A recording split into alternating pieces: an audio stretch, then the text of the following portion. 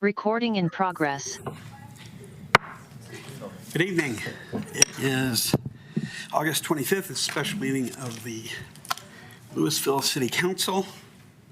Can we get a roll call, please? Mayor Lee, Here. Councilmember Hamilton. Mayor Pro Tem Hamilton. Here. Councilmember Dickinson. Here. Councilmember Fahey. Here. Councilmember Hefner. Here.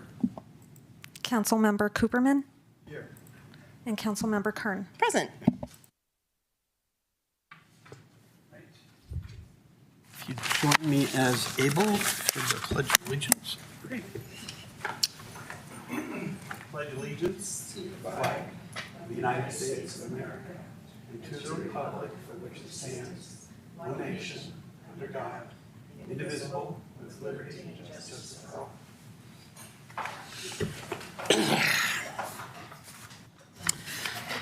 Welcome all. We have tonight several things on the agenda, but the first one is joint meeting with Library Board of Trustees.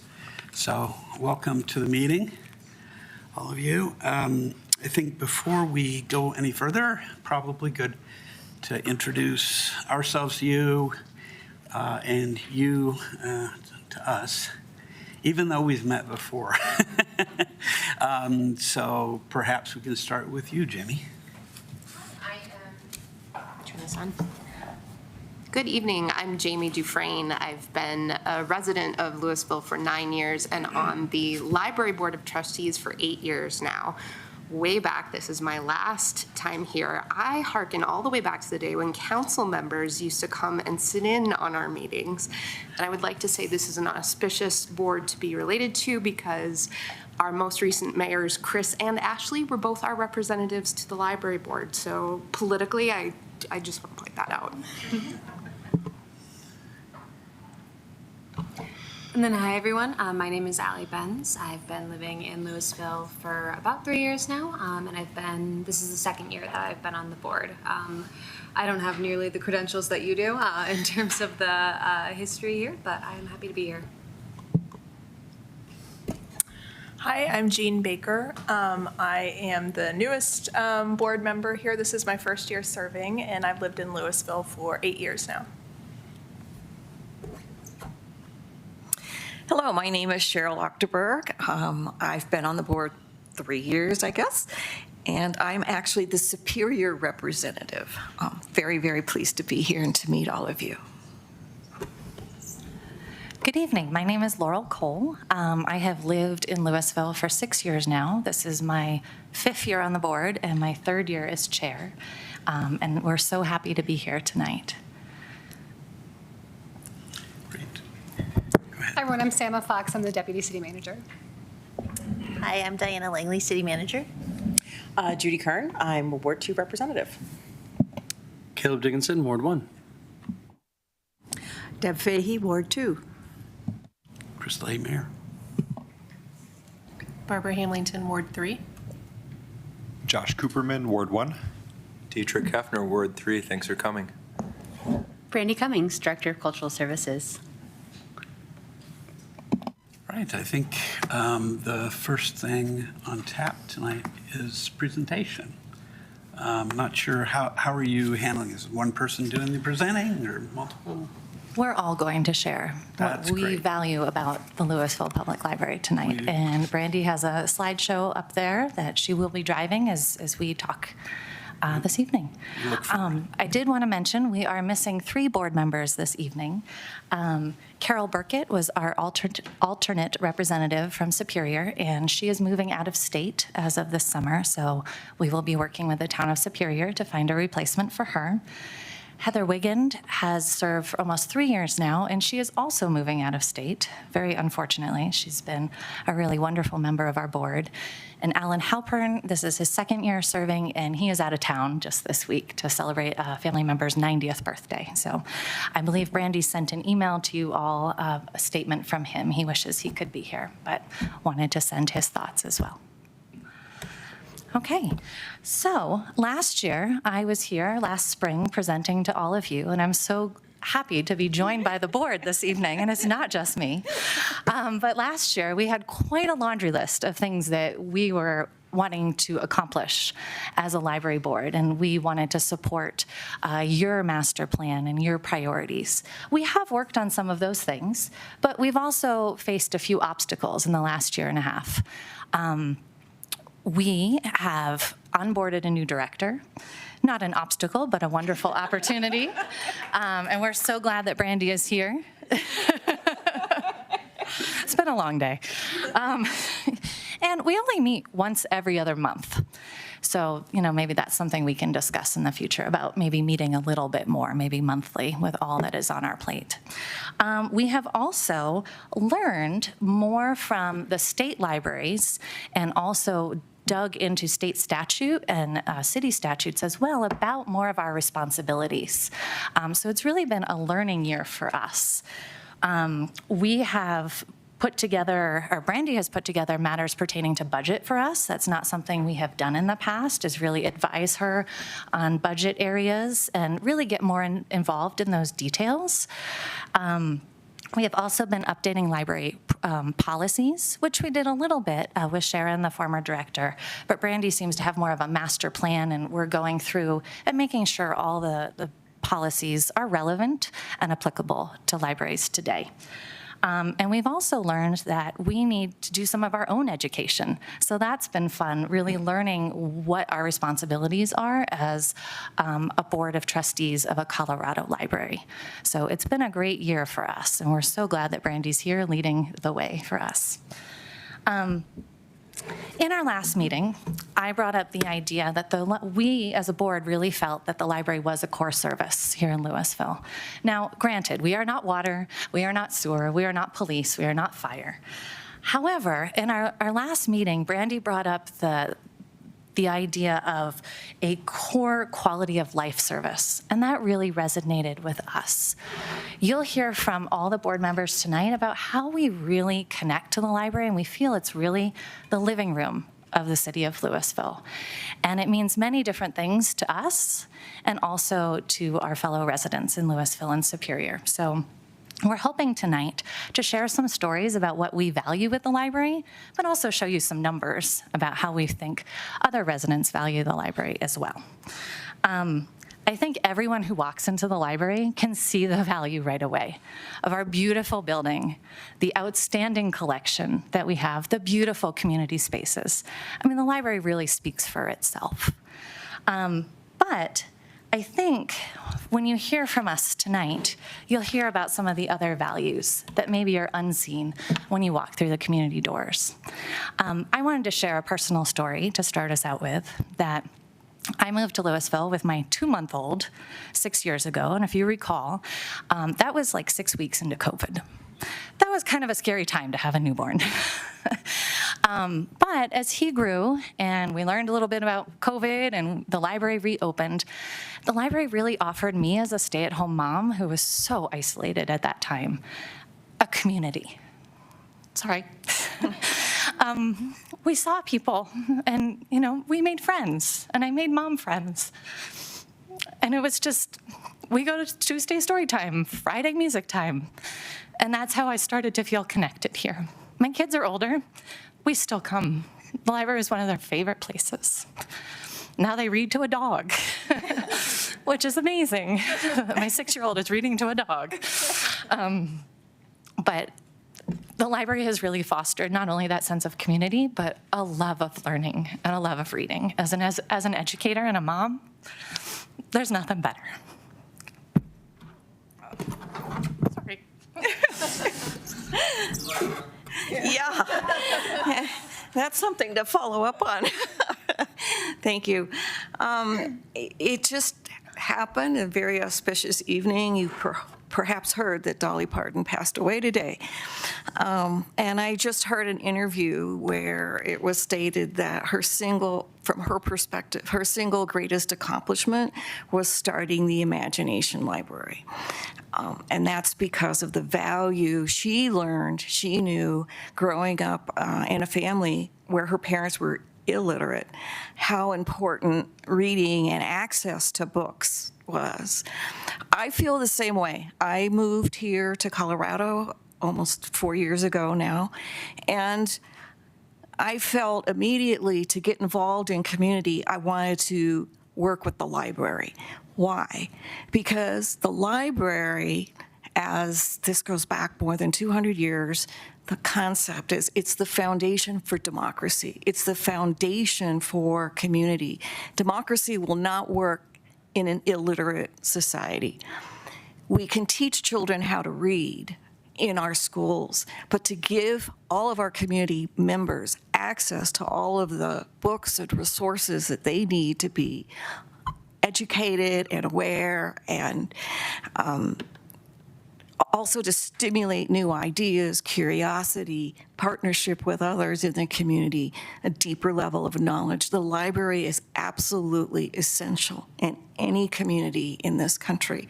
And I'm just so happy and so pleased to serve, and that I was welcomed here as a newcomer from another state to join and to represent my community of Superior as well. Thank you. Okay, well, my library story is kind of similar to Laurel's in that I am the mom of a 5-year-old boy. And when I first moved to Louisville in 2018, the first week I was here, I got a library card. It's one of the first things I did, and started using the library the way most people do, checking out books. Also used the Library of Things to check out, state parks passes, things like that. Once my son was born, once he got to be a little bit older, it was, became the center of our universe, basically. We're here at least once a week. Not just for checking out books, but, for story time, like Laurel mentioned, for the events that are put on throughout the year. Last year, my son got his Halloween costume at the Halloween Costume Exchange. And particularly, at a time when the cost of things is just going through the roof, it's so nice to have a place that provides quality, enriching programs for young people of all ages, not just for little kids, but for middle schoolers and adults too. It's nice that we have a place where we can meet up with friends, and we don't have to worry about if everybody can afford to, go to a museum or something like that. We can all get together, get books for our kids, hang out in the play area, and then, if we feel like it, hop on over to Sweet Cow or something like that. But it is such a huge part of our lives. And like Laurel mentioned, I have made friends hanging out at the library. My son has made friends. It truly is like the town center for us. And just being able to go there and use it the way you normally would a library, but then also you've got the wonderful town of Louisville right outside the door, and so many great things to do afterward.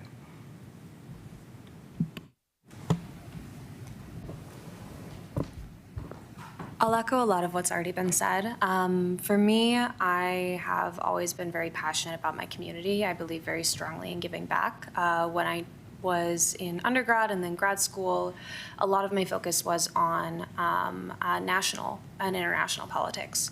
And for the longest time, that's what I wanted to go into. But then as I went into internships, as I sort of explored what that looked like, and given the ever-changing landscape at the federal level, it felt unmooring. It felt like it was difficult to make a change at such a great and grand scale. And I happened to start getting involved more in local organizations, nonprofits, and really feel the impact that you can have on a small community. How you can maybe not change the world, but you can brighten up your corner of the world. And so that's part of the reason why I actually started working at the Denver Public Library 4 years ago, was to give back to the community and to work for an organization that I was so passionate about and that I saw doing so much good. And then when I moved to Louisville, out from Denver, I wanted to still be involved in the community that I was now in. So while I still work for DPL, it felt very important to be attached to this library and to care about the way in which the library reaches community. As one of the last free third spaces that we have, I think it's so important that we have this community center and cultural center and a way to meet one another and talk to each other without the need to be anything other than yourself. And the library gives back so much, not just in terms of books, though that's fantastic, and as an avid reader, I very much make use of it, but in all the other services that it provides, with programming, with computers, with just a way to not feel so isolated in an increasingly isolated world. And so I'm just very happy and proud to be here today and to talk with all of you. So you'll find that I've been given the task of talking about library funding, which is fairly appropriate. I like my numbers, and I like to see what a community values financially. One of the reasons that I made the decision to buy a house in Louisville was because I went to the library, and I saw the quality of this library. I brought my son here and saw where your funding goes. And I said, this is the type of community I want to be in. Clearly a learned community, clearly one that values their library. And that was indeed the main reason that we decided to buy our house in Louisville instead of Lafayette, instead of Boulder, instead of a lot of different locations. The other thing that drew us was not just the library itself, but the fact that it was right in the middle of downtown. I knew that we could go to the library and then go get a cookie at Moxie or go get Sweet Cow.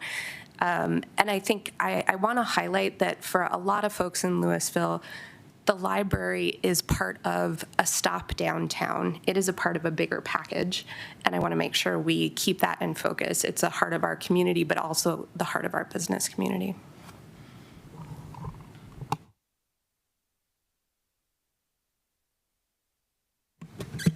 Okay, so just to kind of start us off here, this is a snapshot of just some numbers from January through June of this year.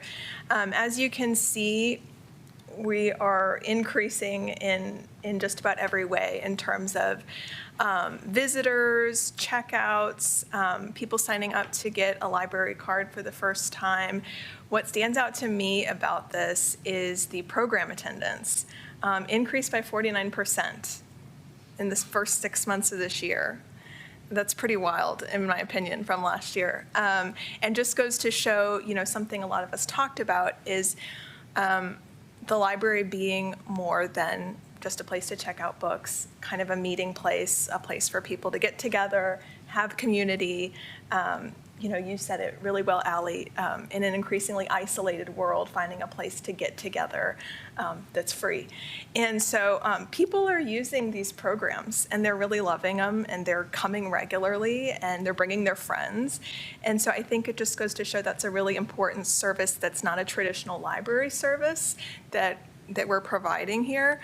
And of course, just the increase in checkouts, unique digital users, this is all going up. People are reading books and coming to see us at the library.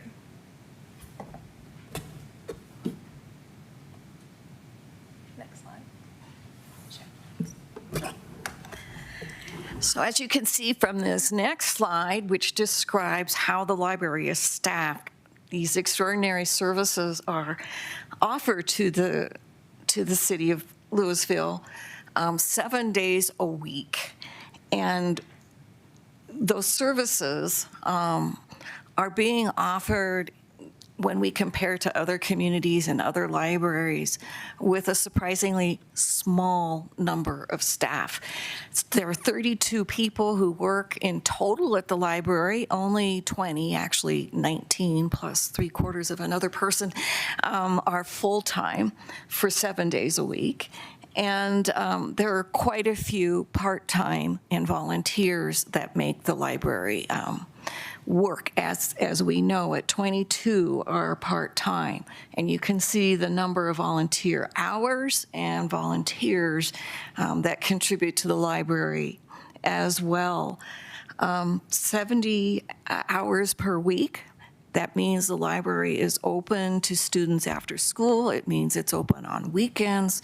It means it's open in the evenings, truly making it accessible to everyone at some point in time during the day as well as on the weekends.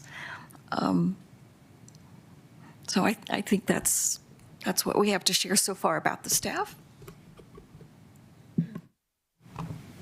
So I hope I don't need to harp too much more on how libraries are such a foundational cornerstone to our community.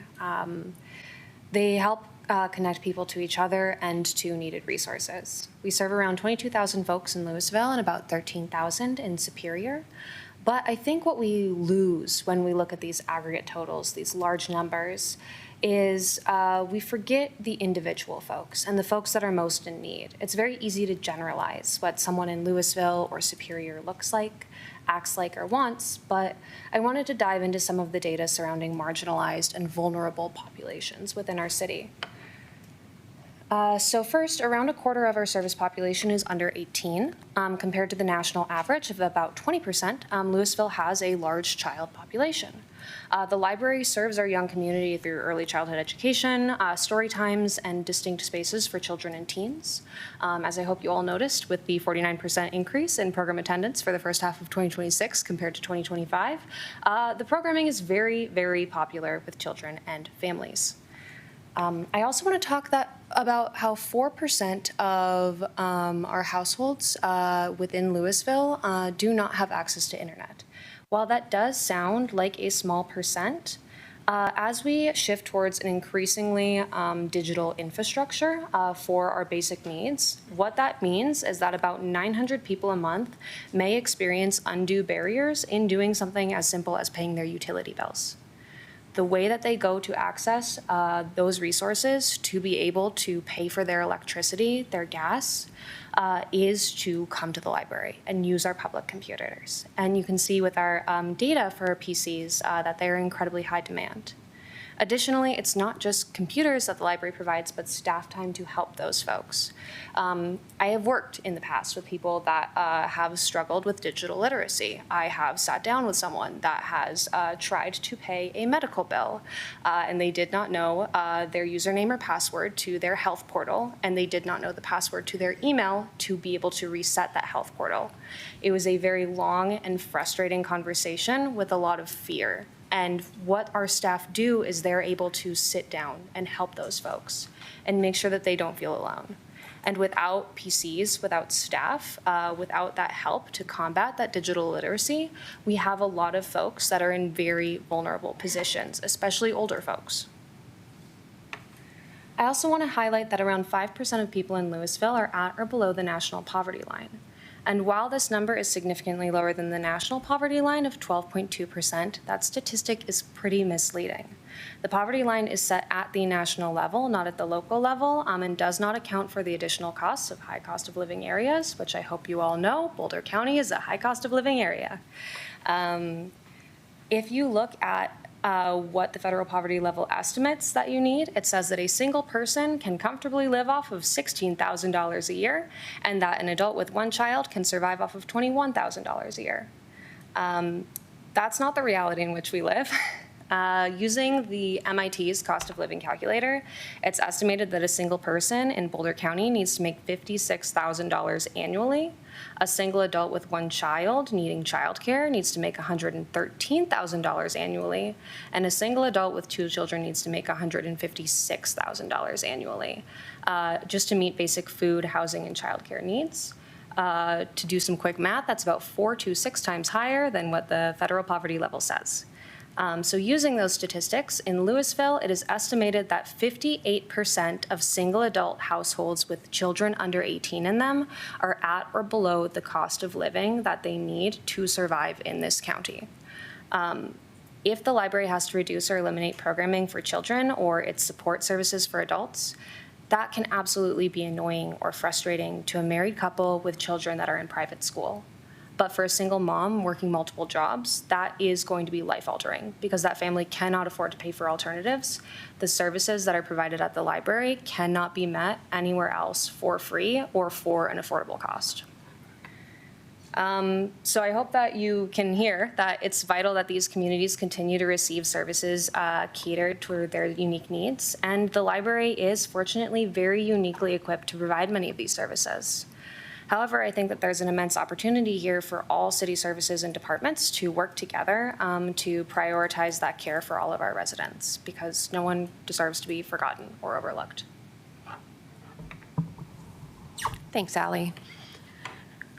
So I told you I'd be back to talk about funding. Here we are. I don't think it'll come as a surprise to council that the library's funding comes from 4 main sources, those 4 that you see right there. Our total operating budget is just over $2.2 million. The city of Louisville provides the bulk of that funding at 76%. The town of Superior provides 20% of our funding. Serendipitously, that happens to correspond with the usage of the library by Superior residents. They have about 20% of our library cards and usership. Just so happens to work that way. The Louisville Public Library Foundation supplies us with a grant every year. This fluctuates based on what they bring in. The number that you see there, the $73,000, which makes up 3% of our budget, is about $20,000 higher than what we typically receive from the Library Foundation. This is because they received a very large grant or a very large donation from a resident last year. So typically, we do not see that level of funding from the foundation. The state of Colorado grant to libraries, that fluctuates slightly based on our citizenship numbers. So if our citizenship numbers go up, that number goes up slightly, but it should stay fairly constant. I also want to give you an opportunity to compare our library funding and where our money goes to a similar size library and population. So Lafayette's library, you can see that their operating budget, they spend 75% of their budget on personnel. We spend a higher amount at 86%. We are staffing our library. We're using our funds to keep programming and bodies in our library and keep things going. We spend a great deal less on operations than corresponding sized libraries do. We make very efficient use of the funding that we have. All right, thank you, Jamie and Ally and Jean, Cheryl. So our priorities. Our first priority is to represent every citizen of Louisville and Superior and to ensure the highest level of library services. And as you have heard from us all tonight, that is really important to all of us as board members. And we love supporting Brandy and everything, bless you, that she's been doing for the library. So in our role as the Board of Trustees, we support staff as they work to complete, finalize, and implement the strategic plan. We're very excited to hear what Brandy's team has compiled in our next meeting in September and to help her and her team move things forward. We also are here tonight providing meaningful information to City Council to help you with your citywide decisions.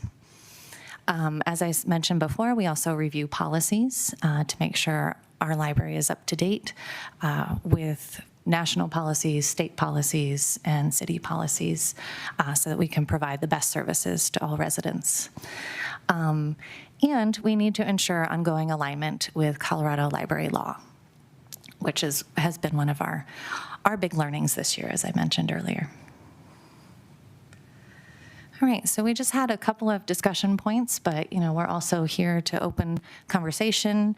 We'd love to hear what you all think about the library being a core service when we talk about the quality of life here in Louisville, and love to hear what you feel are the priorities at the library as we start to hear about the strategic plan and all the feedback that Brandy and her team has gathered. So I guess I'll pause here and open for comment or questions. Sure. Why don't we take just briefly if people have clarifying questions for you about the presentation, and then we can address some of the questions that we've got. Any questions about the presentation? Yes, Mayor Pro Tem. Thank you. Appreciate the presentation and you all sharing your personal stories about connections to libraries as well. Two clarifying questions. The first one is, Ally, the data you presented on our community, can you all help me understand what survey that came from? Absolutely. So that comes from the American Community Survey. It happens every year. Usually best practice for data is to pull 5-year aggregates. So that's what we did for 2025. It's basically the annual equivalent of the census. It's considered highly valid. Okay, thank you very much. And then my other question is I wanted to unpackage a little bit more the statistic regarding program attendance and the 47% increase. Can you help me understand what is behind driving that increase? Absolutely. Thank you for the question. Looking at national trends, when we see economic factors that downturn for the everyman, so John Q. Public, we're starting to see some of those recession indicators show up in our programming. Typically, if we look back to public libraries in 2007 to 2008, similar program attendance results show up, but also as a visitor attraction and an economic engine for tourism in downtown Louisville. I think we pull in higher numbers for some of our programs there that also influence that. Looking back at 2025, there was a time frame where the library was closed for the carpeting and remodeling project. Those programs were shifted to other locations, which could also have an impact, but looking program to program, month to month aggregates rather than just an overarching 6-month, those program attendance did not fluctuate greatly outside of increased attendance at the things that we're doing. So a good example would be the, which is not in this poll, but the Summer Reading Carnival, which is an annual event we host each year on Front Street. This year it saw just about 1,800 attendees, and last year it was 1,200. So we're continuing to see percentage growth in almost every program we do. Okay, that's really helpful. So is it fair to say that that increase is in part driven by increased attendance in existing programs, not necessarily addition of a lot of new programs? Correct. We haven't increased the number of programs we're doing. In fact, in line with 2025 6-month, we are about 20 programs less than we did in January through June of 2025 for the same snapshot. Okay, that's really helpful. Thank you. Okay, others? Yep. Councilmember. Thank you for asking those questions, Mayor Pro Tem. They were mine as well. And thank you all. Really appreciate you being here. And I agree. Interesting to hear your connection to the library. This is probably more for the director. So same thing with the programming. I was curious, is the increase across the board on every type of programming, or is there like a heavier lean toward young and children's programming? As it seems like that's a really popular item. Yeah, nationally, public libraries are definitely known for their bread and butter being how we serve families with young children and how we serve an aging population. We are gratefully seeing increase across programs at all levels. In fact, with a higher growth percentage for our adult programming, especially looking for those sort of midday focused at senior community opportunities. Great, interesting. Thank you. Yes, Councilmember Fahey. I'm going to continue on with this topic. I'm wondering, when you have an increase, which sounds pretty significant in attendance, how do you staff or manage those larger events? It's a great question. Thank you. Right now, we are relying on volunteer labor for that core operation. We are far exceeding our ability for our volunteer capacity to help us manage those rooms and those larger events. And so it does take a little bit more finagling. Sometimes it's pulling me off of whatever I'm working on to come be another body during a tie-dye program or a bubble festival, or even a very interesting science program. So we are doing our best to be as responsive and flexible as possible and nimble within the restraints of our staffing. All right, well, thank you, and thank you for what all of you do. Councilmember Cooperman. I was also going to ask questions about the program number increasing, but I'll ask a very different question. I'm just curious, how does the Library Foundation raise most of its funds? It's a fantastic question. Thank you. So the Library Foundation currently operates 2 major fundraisers per year, one being Colorado Giving Day, which will come up in November. They run that through the Colorado Gives platform. Otherwise, they do a targeted summer reading program sponsorship Traditionally, they have relied on unsolicited donations. As we work closer with the foundation to set up some of those structural and foundational policies, procedures, and processes, much like the board has spoken to, we hope to see a more concerted and targeted effort in fundraising. The large challenge is that we are competing in a community with many wonderful organizations, and we're fighting for some of the same dollars. Yeah. Thank you. Other questions? I have a couple about the library snapshot in particular. I guess one of the things I was curious about is there's, you've broken it down into full-time employees, part-time, and then volunteers, as well as volunteer hours, but just the numbers of those three, full-time, part-time, and volunteers. How do those compare with other libraries, say in Colorado, and if you know, and same thing nationally? Yeah, I appreciate the question.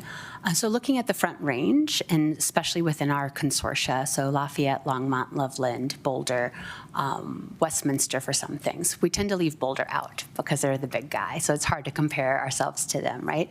We are more heavily staffed by part-timers than any of our comparable neighbors. Lafayette is our most similar in service size.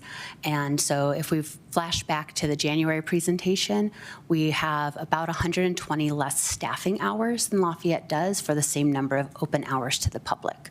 So we are staffed 70 hours per week, open to the public 58, because we need opening shifts, we need closing shifts, we need processing, things like that. So looking at the same number of staffed hours, we're about 120 hours less than our regional peers. Nationally, public libraries have always been served by a combination of professional, full-time, part-time staff. I would say that we are probably still lagging behind a bit with a stronger part-time presence than a full-time presence, specifically in our professional librarians. That's helpful. Thank you. Councilmember Dickinson. Just curious, because I didn't see it in here, if you guys are,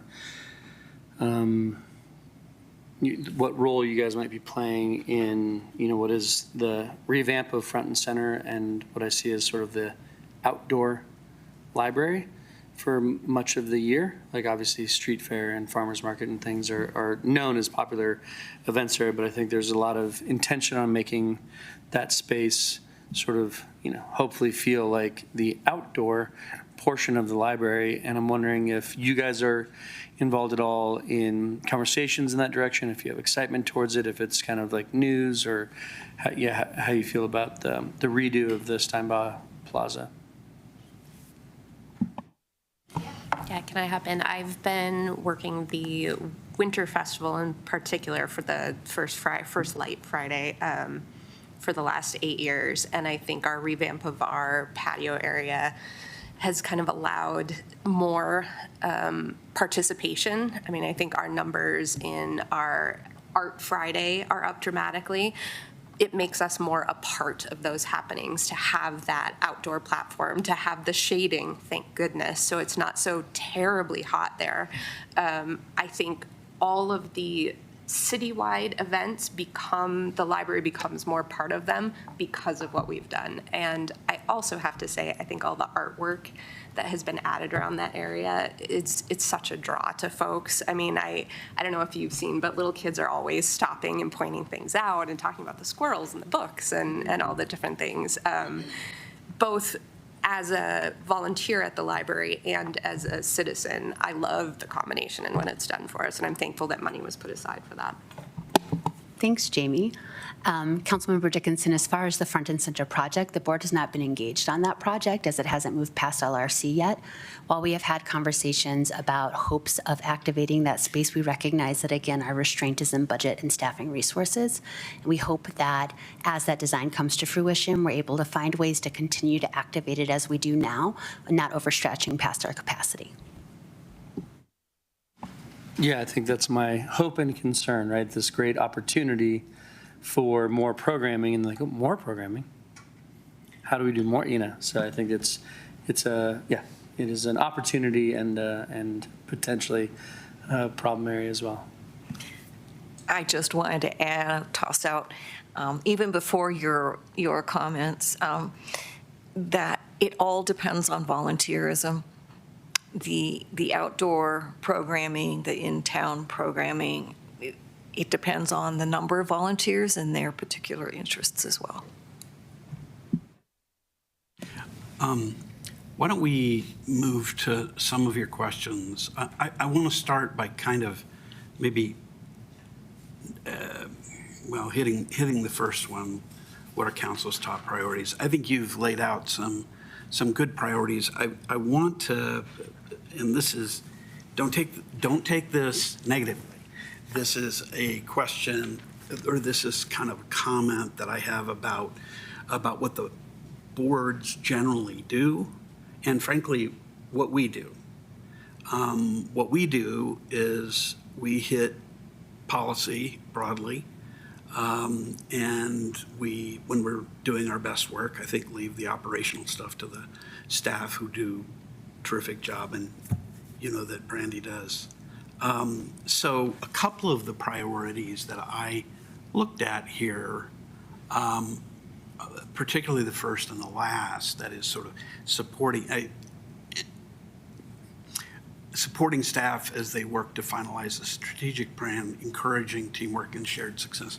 I think to the extent that's like moral support, we're all for that, and I know that that's an issue. Ensuring ongoing alignment with the Colorado Library Law is really more the director's role. But I do wonder on the middle two, when we talk about kind of priorities, I am interested in whether you feel like you have good opportunities to present or provide information through staff to us. That. So as I mentioned at the beginning of our presentation, we have learned more about Colorado library law, and part of the way we have shifted our bi-monthly meetings is that Brandy makes a budget presentation to us now. So we see every line item and what the library is spending across the board, not only personnel, but with programs and technology and the New York Times subscriptions. So it's been interesting for us, I'll speak for myself, being on the board now for 5 years. We didn't do this before. We didn't get this detailed level of library operations. So, Brandy has bounced ideas off of us and said, hey, I need to cut my budget by 3%. This is what my team and I are thinking. Can you give me some feedback on that? So, I feel that we're a good sounding board for her, and we can give her, some feedback on that, and really get into the weeds a bit about how much it costs to really operate a successful library. We should probably take public comment before we go into council. Kind of ask a It doesn't question. look like we have any public comment. Okay, all right, then back.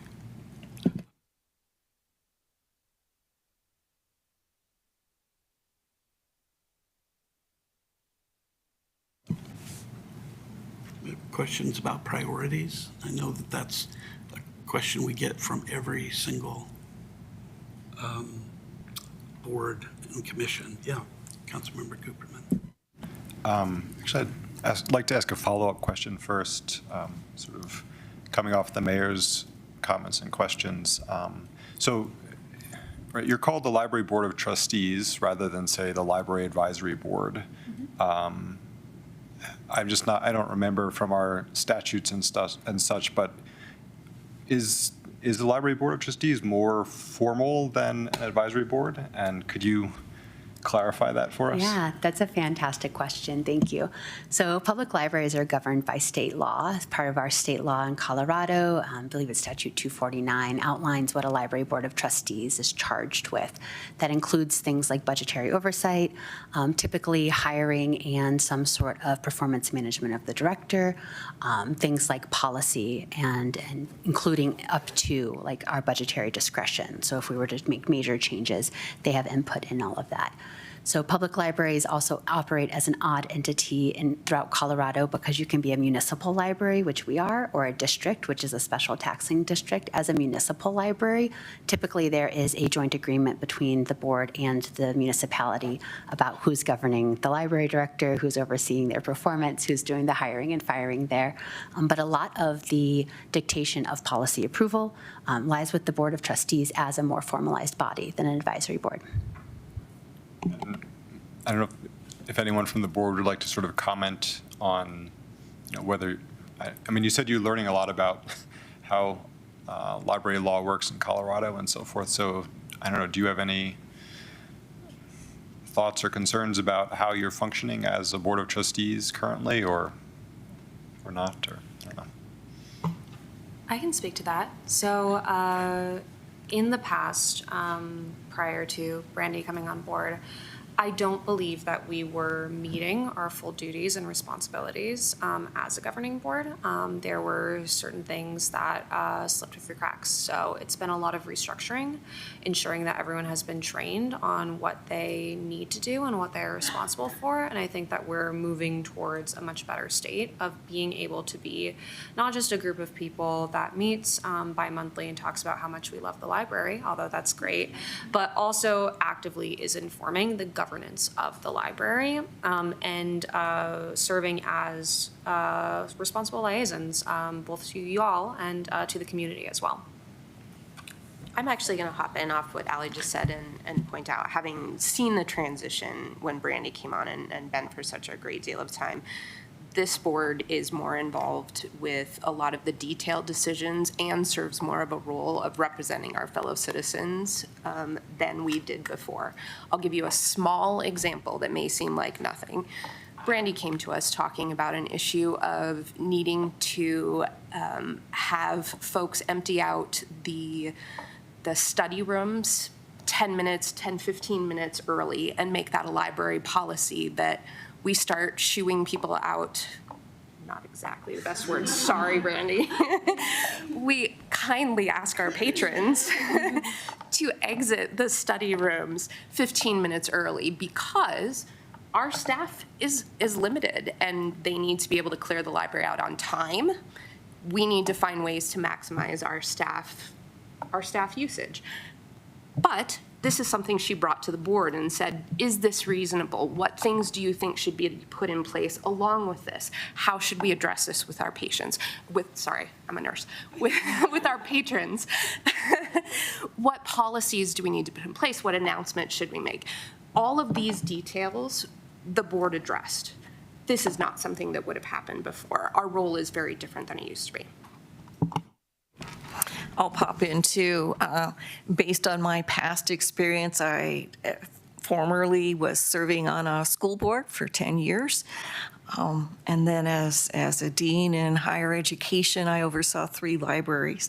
So I had a sense of the way boards are expected to work in a variety of settings. And previously, I think, with no criticism directed toward any given person, the board wasn't in compliance either with state law or what would generally be expected by other boards to public serving organizations. And so I'm very grateful to see the changes that have occurred in the last year. And it's been, I think, a little bit of a surprise to all of us as members how far off we were in terms of the state law and compliance. So that's when we've said a big learning curve, that's what it refers to. Add to that too, I feel like as a volunteer, it gives me more a sense of purpose, and I know what direction we're going in. So Brandy's kind of steering the ship, and we can help her correct course as needed. But going in every month, it's like, okay, this is what we're doing, and it feels more purposeful, and also that my time is more valuable, and it's really respected and valued. So all sorts of positive changes, and I think we're on a really great trajectory and a great path moving forward.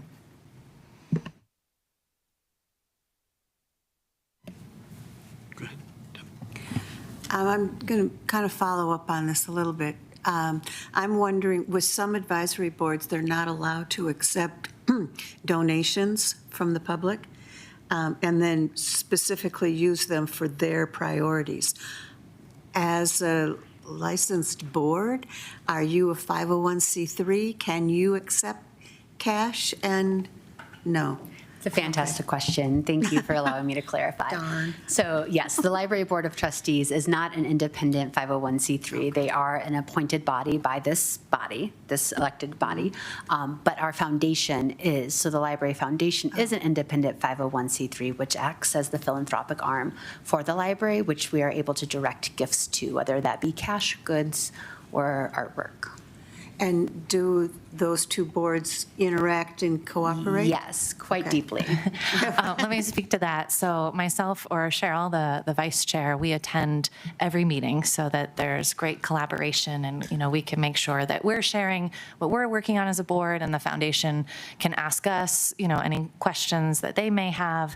And then once a year we have a joint meeting. So that's planned for September 10th. And it's really great to sit down with everybody who loves the library and is working hard to make sure that our library is the best it can be. They're a wonderful group, and they meet monthly. Thank you. So first, it sounds like then, based on the discussion, that the Board of Trustees priorities, yeah, it aligns with your duties as is spelled out in a variety of different documents. So I'm going to move on then to the discussion points that you all have up here and kind of give you my viewpoint on those. So as far as, council's top priorities for the next year, and I'm going to blend that 1 and 2 kind of together for me, one of the top priorities we're discussing through the budget cycle is maintaining the assets that we have and taking care of what we have. And I think that naturally extends to the library as well, for all the reasons that you beautifully told us about. It's a really important asset that we maintain. As far as goals and investments and such, I would say we're going to start discussions about our work plan for next year. So that could help inform the direction that you all go in, maybe with some of your work. The thing that stands out to me that's going to hopefully be happening soon is the Front and Center project. So I would really like to be able to lean on you all to help us ensure, in coordination with Director Cummings, that the library, still remains accessible, how you're going to do your programs, everything else. I think we talk a lot about how it impacts the businesses, but equally it impacts you all as well in your work, right? And then for 3 and 4, about partnering and collaborating more, I think you have a phenomenal director who does a great job partnering and collaborating with you all and then bringing that information to us.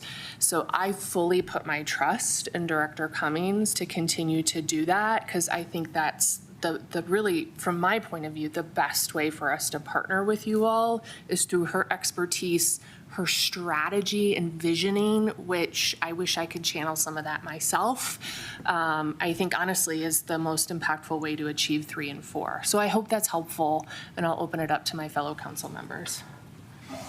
Others, yes. Councilmember Hafner. Yeah, thank you. Thanks to all of you for coming and sharing in the presentation. I agree with everything my Ward 3 colleague said. I would add, on the sort of taking care of what we have front, I do think that's really important. The other thing we've all been working hard on is we just finished our comprehensive plan for land use, and we'll be implementing that with a development code rewrite. And depending on who you ask, I think one of the outcomes of that is going to be, we're hoping to get open Louisville to more and different kinds of people than necessarily live here now. And, assuming we're successful in some of those efforts, your role and the library's role will be more important than ever, and hopefully we can continue to drive the wonderful growth in program attendance and circulation and everything else. And so on that note, I think that's one thing to come and another reason to keep up the good work. But really appreciate all the effort and all Brandy's effort. And the library is one of our gems of the city, and whether it's a core service or not, I'll leave for others to decide. But it's I always think about what are the things that would, if they went missing, everyone would notice. And it's certainly on that list. So thank you. We have just a few minutes, but are there other council members who want to weigh in on these? I think Councilmember or Member 10 did a wonderful job of explaining, I think, encapsulating what certainly I said or want to say. Yeah, I would absolutely echo what Council Members Hamilton and Hefner just said. I just wanted to add, on point number 2, I would say one of the things we're looking from you is advice on that. I feel like you all are much more qualified to advise on where we need to invest or not to invest for the library. And so I would say, sort of in line with number 3, you should really feel free to provide us with that information. And I, for one, am happy to have conversations about that. Or I think, if you just want to send us memos or emails or anything like that, we're always welcome. So. Councilmember Kern. Yeah, I agree. The Mayor Pro Tem stated everything so well, I won't try to restate. I just wanted to see if you guys hear some of the same things that I do.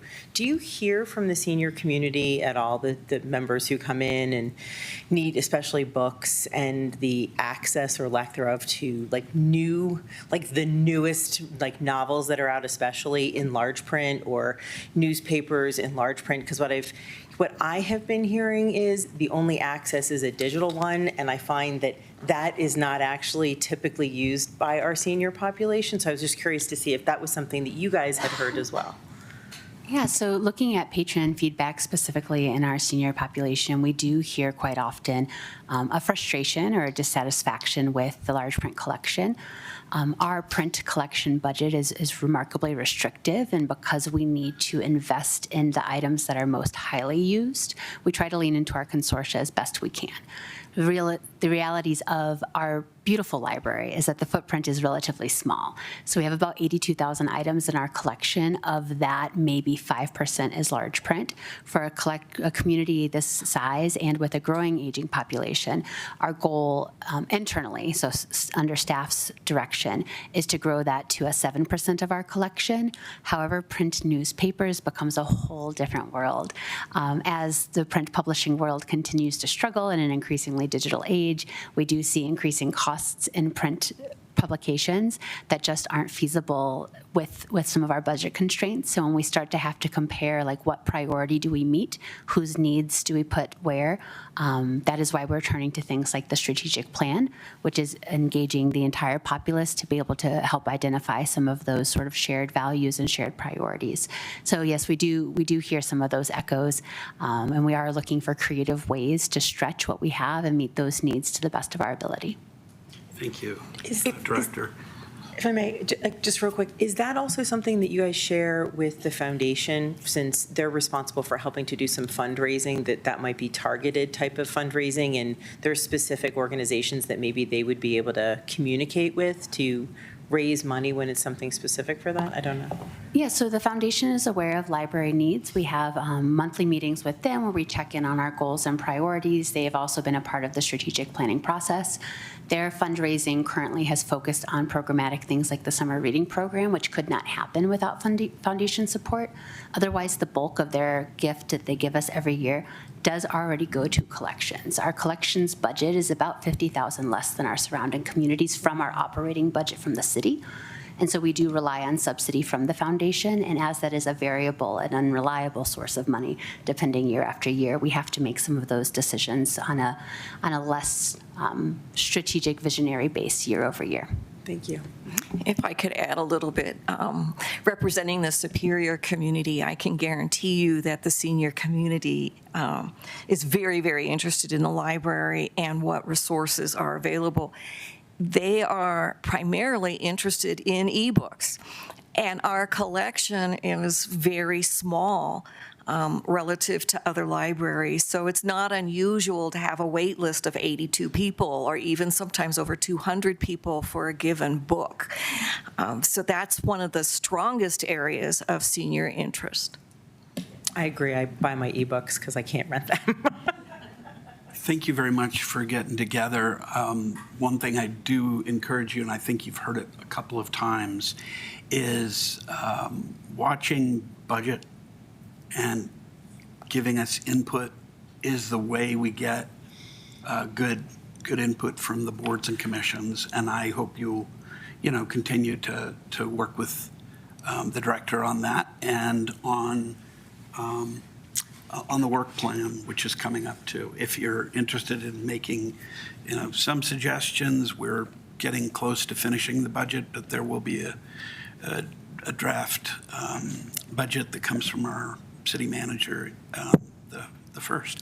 We're going to have to shut down because we've got other things coming, but please, if you have questions, thoughts, don't hesitate to get in touch with us. But I think working with Brandy is, as we've said, the best thing we can do. Well, thank you all for your time this evening, and thank you for having us here, and thank you very much for your feedback. Appreciate it. Thanks. Do you need a minute to set up? Are we headed back upstairs here? Or are we? Okay. I'm going to use a quick. Why don't we plan to come back in a couple of minutes? Things are set.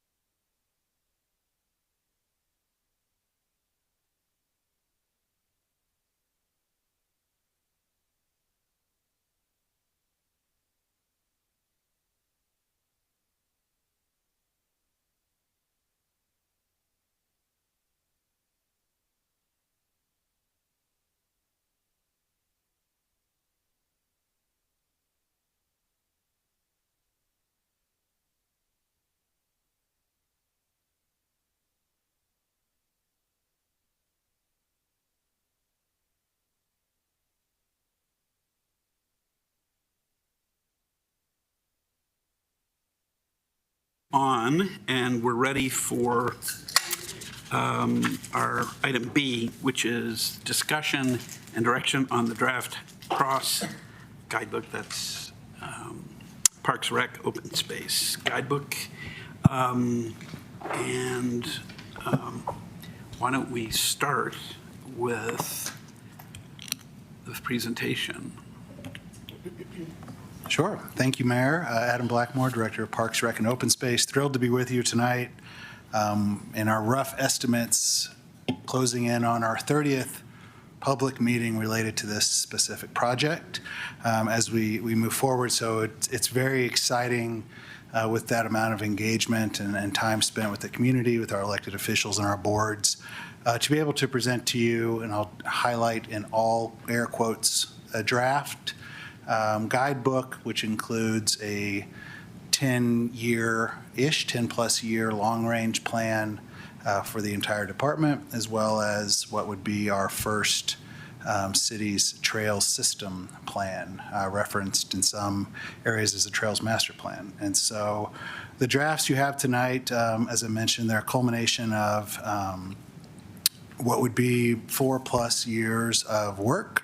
One of the first items when I started with the city nearly 4.5 years ago was a high demand from the community to have some more concrete direction and some understanding of where this version of Louisville sits as it relates to priority for resources, priority for amenities, and all the ins and outs of what's valued in this community throughout our very broad, very highly used department. And so, we've gotten to this point with the drafts.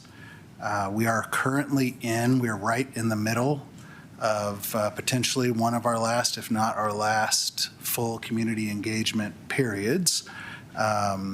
We're seeking some guidance on if we're on the right track tonight from City Council, as well as feedback that would be relevant to just any public input process as well after you've had a chance to review the drafts.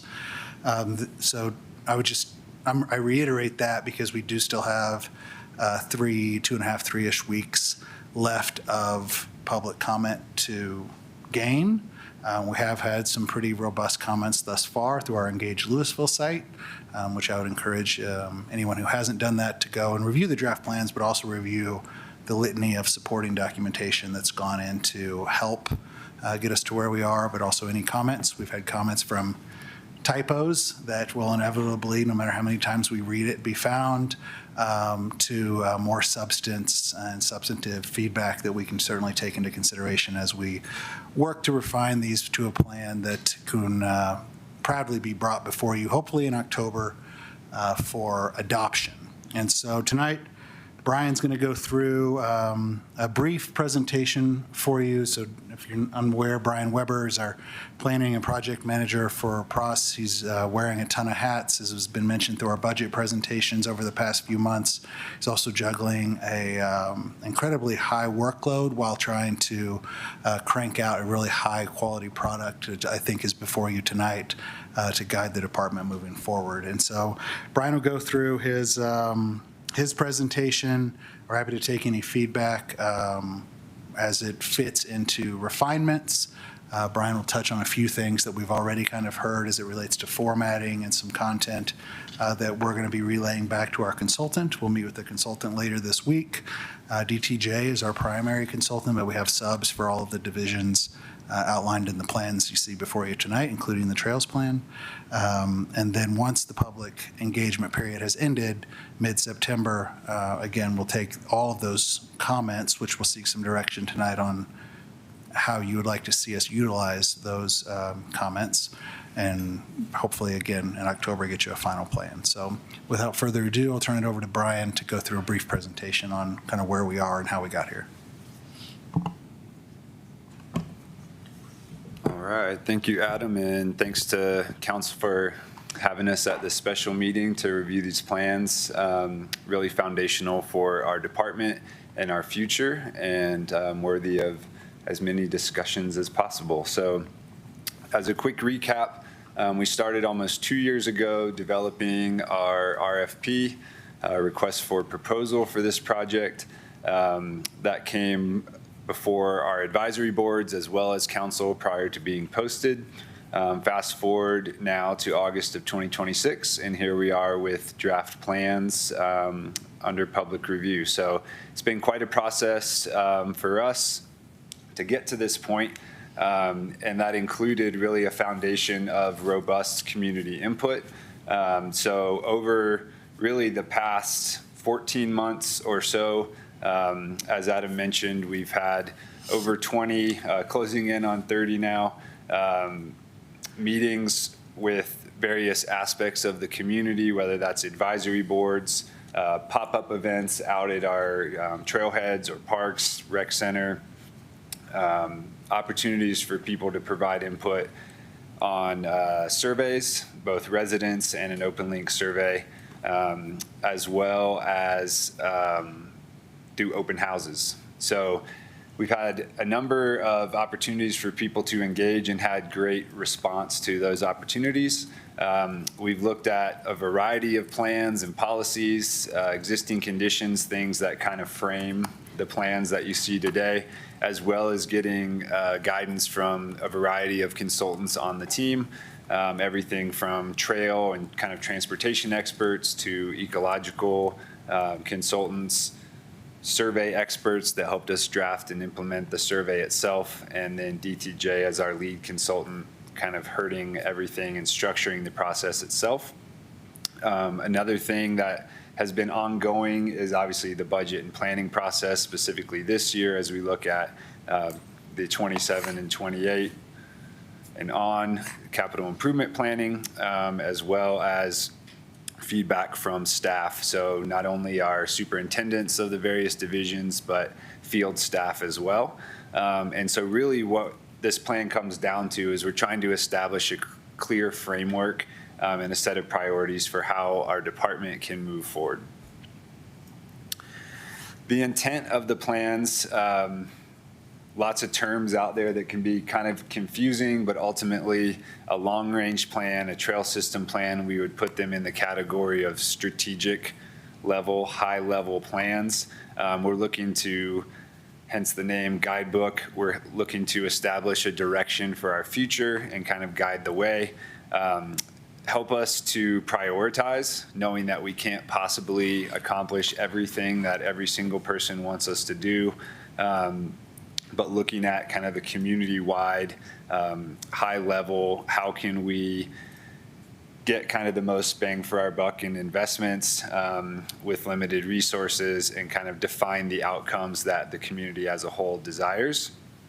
And then develop a framework for action that we can really implement so that we're not just talking about big ideas and lofty goals, but we're trying to break that into a series of steps that we can actually take to achieve these things, identifying priority level, time frame, staff position responsible, et cetera. That being said, we do want our goals and strategies to be actionable, but we by no means have all of the answers, or can these plans provide all of the answers, one for unforeseen challenges or shifting priorities, but just the level of detail, meaning if we talk about a certain amenity, we don't have it designed, right? So we don't know exactly how much it costs, or even exactly where it goes within the community, but we're just identifying that some of these things like a recreation field, for example, are an amenity that's been desired by the community and highlighted through this process and something that we need to carve out resources for going forward. So we don't have all the details today on exactly how things will be implemented, but we do want to make sure that we're heading in the right direction and pursuing the right direction and priorities. In terms of kind of where we stand as staff, I think one of the things that we appreciate the most about the direction that these plans have gone is that they're broken down by division. So looking at parks, the recreation and senior services, open space, Coal Creek Golf Course, and the trail system, which weaves between parks, open space, and kind of public right-of-way. Each division has its own unique needs, in some cases has its own funding sources, has its own governing documents in some cases, such as the city charter. So we really need to focus at the division level, and these plans allow us to do that. There also is a sentiment from the community to continue what we're doing, right? Maintain what we have, build on what's working. So that to say, we're not starting from scratch, right? There's been a number of things in process for a long time that we want to look to continue to leverage and continue to build on the success of things that have been done and are ongoing now. More than anything, it's grounded in community input. So we had great response from the community to help provide us direction. At the same time, we're trying to balance lofty goals, big picture ideas with the realism of like, where do we stand, you know, as a city financially? What can we achieve? What resources do we have? And trying to strike that balance between goals that inspire us and pull us forward and elevate us to a next level, but don't go so high that we could never achieve them, and we're basically setting ourselves up for failure. So I think we're striking a good balance there as well. Combined with that is guiding decision-making, right? Where we can't say yes to everything and every person. And so we can use this document as a foundation for those decisions going forward for where we can say yes, where we unfortunately do need to say no, and how we can best focus our resources.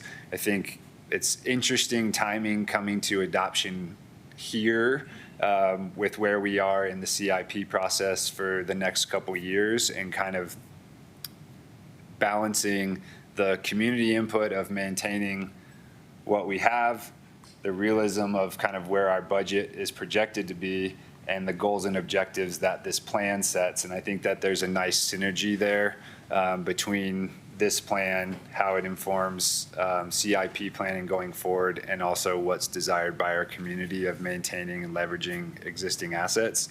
So I think we're in a good place there. And then more than anything, the way that this document's set up that I've not seen before is there is a big booklet, right? There's literally hundreds of pages to read through, but the spine and the foundation of that is an action matrix that establishes the goals, strategies, and action items for each division.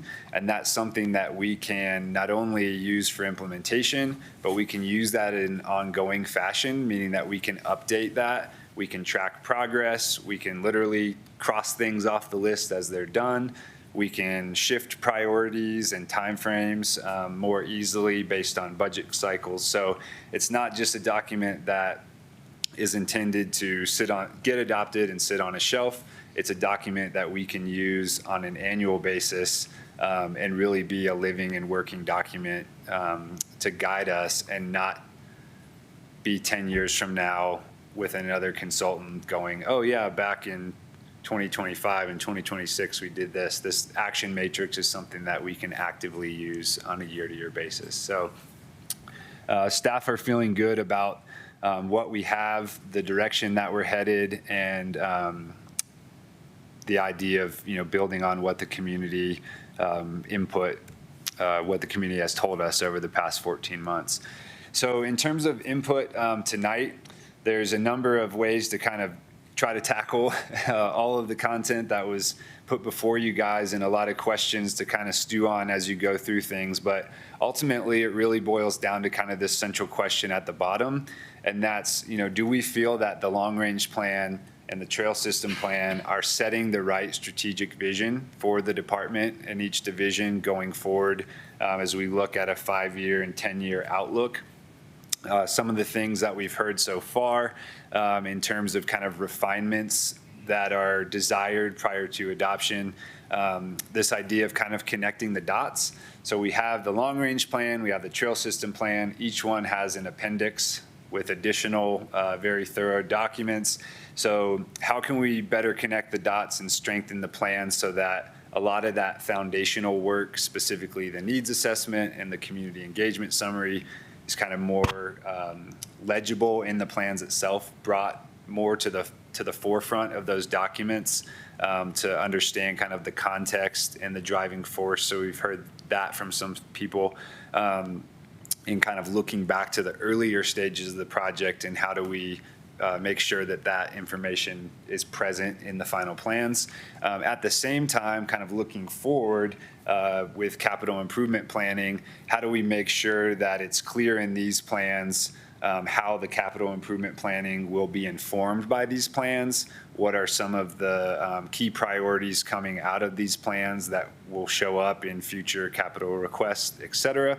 And specifically with the Trails Plan, how it relates to the Transportation Master Plan that Public Works oversees, the Comp Plan with Community Development, and how is the Trail System Plan kind of finding its home between those documents, building off of them, being informed by them, and anticipating the future changes, specifically with the Comp Plan that it kind of is projecting for Louisville's future. And then also kind of the prioritization. So recognizing that each action item and strategy kind of has a high, medium, or low, and then has a time frame, 1 to 5 year, 5 to 10, or is it something that we're doing in an ongoing fashion? That those are things that we can get input on as well, and kind of easily tweak to meet, what council thinks is the best direction for us. So with that, just a quick recap, next steps, we're in public comment till September 13th, seeking direction on kind of what happens after September 13th with the feedback that we receive through the website, through email, from this group, from our advisory boards who are also discussing this plan at August and September meetings. And really our goal is to try to make these refinements, incorporate the input, and be able to come back in October with a document that we feel is ready for adoption and get the thumbs up that this is the direction that we'd like to see the department go for the next decade. So with that, I'm happy to try to answer any questions. I know there's a lot to digest with all of these plans and appendices and all the things, but if there's questions we can answer, feedback we can incorporate, or things that we can try to find an answer to, happy to discuss. Good. We will start with council questions. So who would like to kick off on this one? No questions at all? Wow. Okay. We can go to public comment. I actually, I've got a couple of questions myself, but yes. Councilmember Cooperman.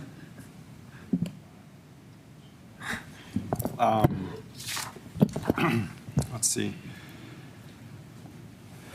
I guess a couple of smaller questions.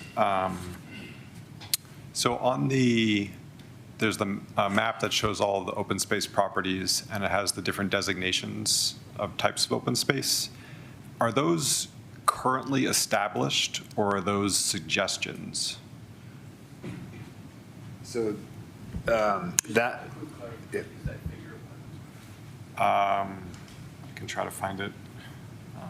It's entitled Space Classifications. It has 4 different shades. Yeah, I forget.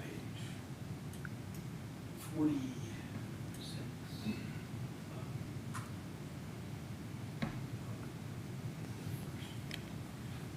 Yeah, I think I know the map that you're talking about, and that is 45. 47. I'm off. I think I know the map you're talking about, and that map reflects the recent results of vegetation survey that was done by open space staff. That is one of the reports that you can link to in the appendix and is available on the Engage website. All of the different appendix items are there to read kind of that full report. Mm-hmm. But my understanding is that as a result of the vegetation study, they correlated the types of vegetation to different classifications. Mm-hmm. And so in areas where they found more native species, less weeds, et cetera, that warranted being the highest like preserve level, things that were more like smooth brome, undesirable vegetation were in the lower. So that map basically reflects classifications that were informed by the vegetation survey data.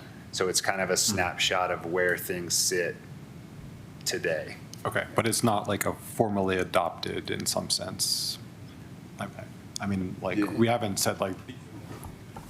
No, it's meant to reflect current snapshot using the veg survey. We do have designations and mapping for each property as it's came through council's review or OSAB's review historically that we've been using for guidance as it relates to infrastructure improvements or the way that we manage the properties. But that specific map, I think, is talking to just a snapshot of the veg survey.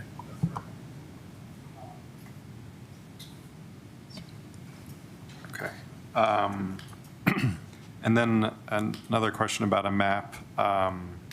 So there's one of the trails maps showing existing conditions again. It seems like it shows some bicycle lanes, but not all the bicycle lanes. So I was wondering, is it supposed to show all bicycle lanes, or are there certain ones that have been emphasized, or are there actually ones that are sort of designated as parts of trails? I'm just not sure. Yeah, so we wrestled quite a bit with the classifications and how to best adapt kind of industry standard or national standard trail classifications to Louisville. It's interesting because, for instance, in trails planning, there's this idea of a regional trail. In an industry standard, a regional trail would be something more like Highway 36. You have this, consistent width of concrete that goes between jurisdictions. But then we have the Coal Creek Regional Trail, which is anything but Highway 36, right? So we kind of looked at these breakdowns of like, what does it mean for Louisville? So kind of where we landed was, we do have these regional connections, we do have secondary connections, and then we also have this idea of kind of street routes. And those are things that are more in the public right of way. Specifically for the bike lanes, that's something that I think we should go back and look at that exhibit and kind of with a fine tooth comb say, are we showing these accurately or not? And double check that. In terms of the trails planning, we are considering more of the street routes being part of the system, and not just like a bike lane in the road, but more of something where you have kind of like a separated bike lane. So if you think along like the north side of Cherry Street over by Heritage Park, there's like a concrete path on the north side of Cherry. That's kind of a street route trail, but not like just a 3-foot wide section of a lane, so to speak. Yeah. Okay, that's helpful. Okay.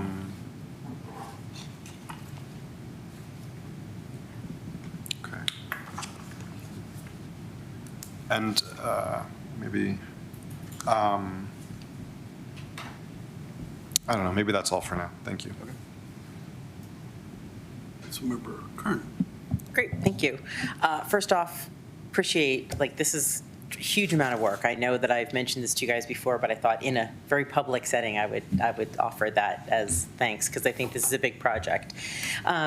So I had a question about, it's under the open space, and it's, I think, in the details of the action plan that we're kind of talking about, page 114, Chris, to help you find it. And I think it's under the open space 2.3. It has a mention of wildfire mitigation in with vegetation management practices and ecological restoration.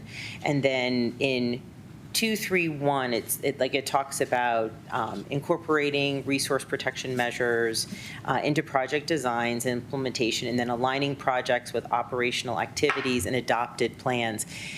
Is there something like this one in also the parks area? Because I know we also have to do this on that kind of like unirrigated parks. I think I'm saying that right, on unirrigated parks land. And is this enough information? I mean, given like the importance of this to the community, to, I guess, since this is going to be a staff document, to make sure that future people for the next 10 years or more understand like what a high priority this is. My concern is where it's living and how small it is, and I just wanted to see if it felt the importance to you, because as I read this, it doesn't strike me as it's high level.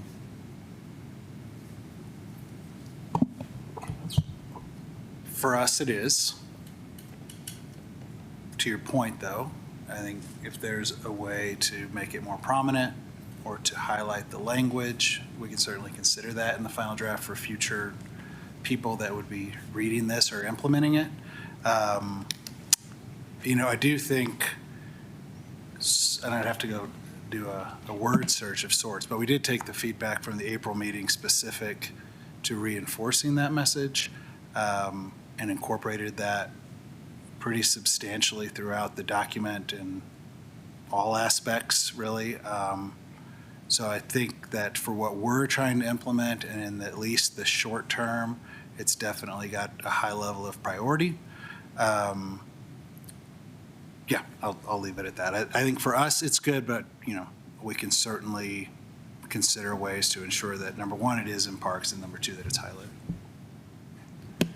Yeah, and there is mention of it in parks and golf also.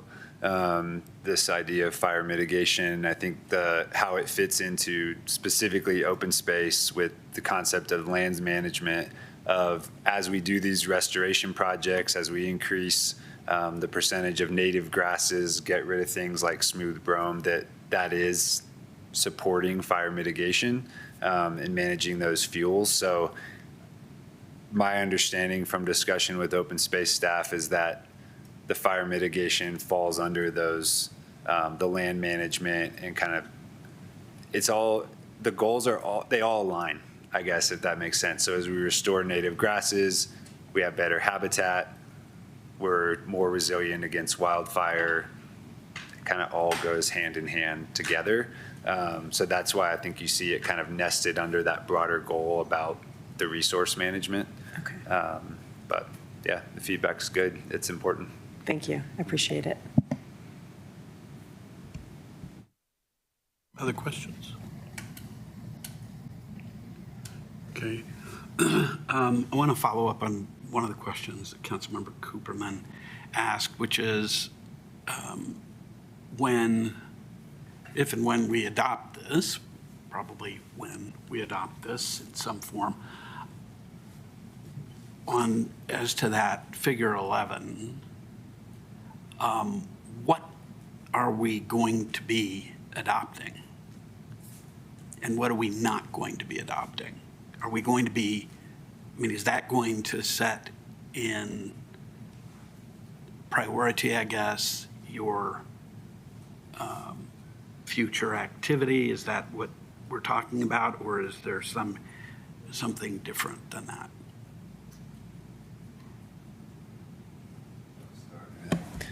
So the way I understand it is, everything in the document would be adopted. The key aspects in terms of priorities or future goals and objectives really comes down to that matrix. So looking at the goals, strategies, and action items for each division, priority level, time frame, et cetera. So if there's something, for instance, that we have as a low priority happening 10 years from now, and council thinks it needs to be a high priority happening 1 year from now, like that feedback's great, because that's gonna, trickle into CIP planning and staff focus, et cetera, et cetera. So I think that's, the type of feedback from a high level now of like, do we have the right goals, strategies, action items, and are we thinking about this the right way in terms of the priorities based on input from the community? Okay.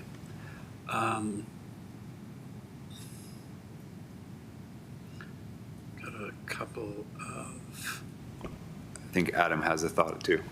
Well, I was going to maybe highlight something, not that anybody asked, but I would. It's a huge component of the plan that we were kind of able to work with the consultant, and especially OSAB. I appreciate Vice Chair Dorsey being here this evening, and the Trails Plan specifically as a framework and a rubric for how to start addressing the social or undesignated trail issues throughout our system.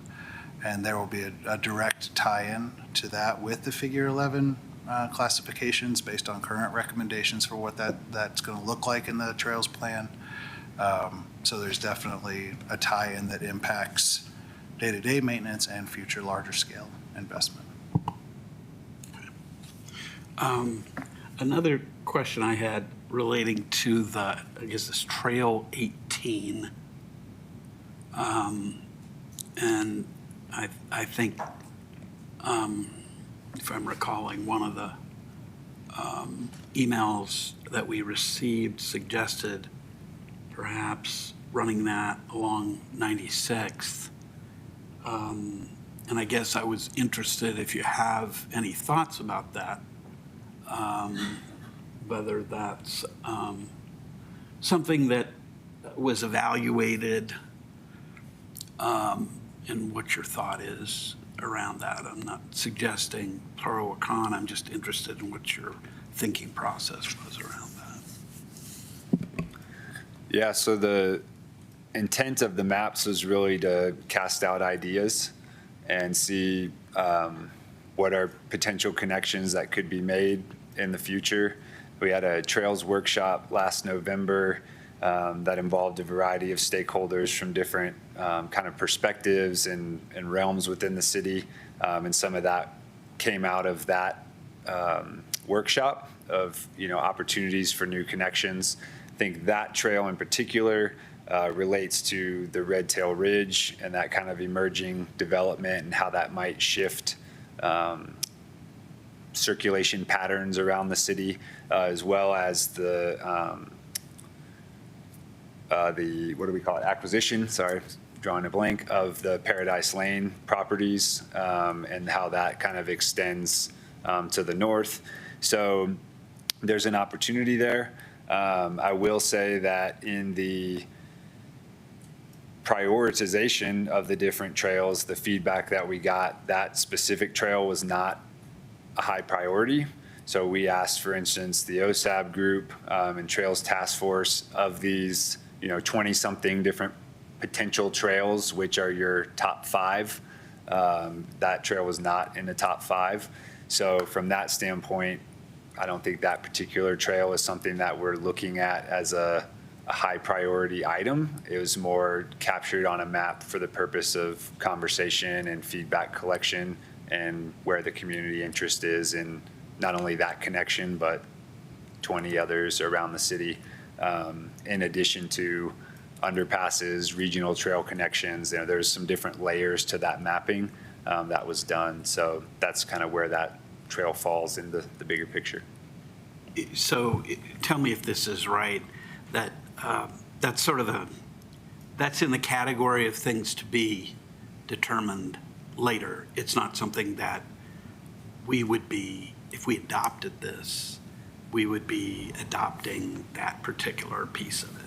I'll go back to the slide, a couple of PowerPoint slides again, about what the intent of this plan is, right? The intent of this plan is to set strategy with clear understanding that investment, we'll reference back to this when we make project recommendations, infrastructure recommendations, maintenance, infrastructure needs.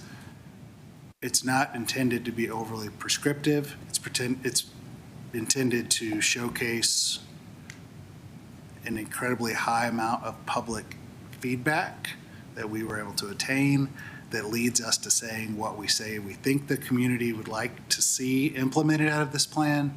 But every one of those implementation items, especially related to items like the budget that council would be approving, would have the same public engagement that any other project or planning process would have.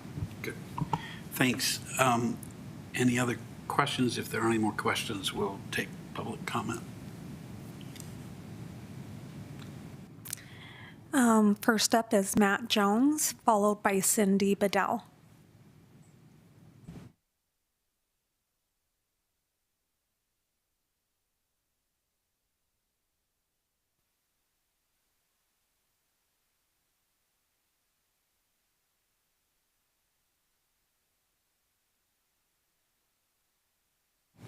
That on now? Matt Jones, live in Louisville. Thanks for the opportunity. I'm going to be talking about open space tonight. I appreciate there's a lot more in the pros plan than that, but I'm talking about open space. And I'll remind you that the city charter and the standards has preservation and protection as a priority. I can read it to you if you want me to read the language. You probably know it. And it's the language that sets up the land classifications areas. A lot of places in the plan, you see the word balance between recreation and ecology and environmental protection. And it's phrased a lot of different ways. I don't know why, but it is. This plan is not even balanced between environmental protection and recreation. It is way out of balance. And in part because there have been a lot of decisions over the years that put it in that place. And there's a prime example. So you should be protecting, right? That's what the charter says, our Constitution says. Not even balancing, but balance isn't even happening. That's how out of whack this is. A good example is the land classifications. You have them currently. The new ones have, when we put this together, these land classifications went into place, I was part of that, we wanted roughly equivalent property acreage in these things. And if you look at the map, preservation, the most protected category, is at 6%. Protection's at 30%. Those should be at 50% or somewhere near that. And they should each be about 25%. And I'll tell you where one of the most glaring examples of where this is a problem is in the land classifications in the Coal Creek. You can look at Dutch Creek area and Coal Creek. They used the vegetation mapping for eastern cottonwood, floodplain, woodland, and only used part of it. Floodplain's a riparian area, right? It's a huge, huge miss. It should have had the whole part of that vegetation type at a minimum. And then you should overlay environmental protection criteria and use that, such as riparian areas, are the highest value wildlife habitat you have. That was all supposed to be in a preservation category. In the 2001 two inventory, it was that way, and it's not. That should all be protected, and it should be 25%, and that's relative importance. The other thing I would mention is the trail connection you were talking about. I would take that trail off the map. Off the map. Mr. Jones, your time is over. Okay. If I've done a lot of trail planning in my life, that one wouldn't even make the list because of its environmental impact. You can read my letter. Thank you. Thanks. Next up, Cindy Bedell.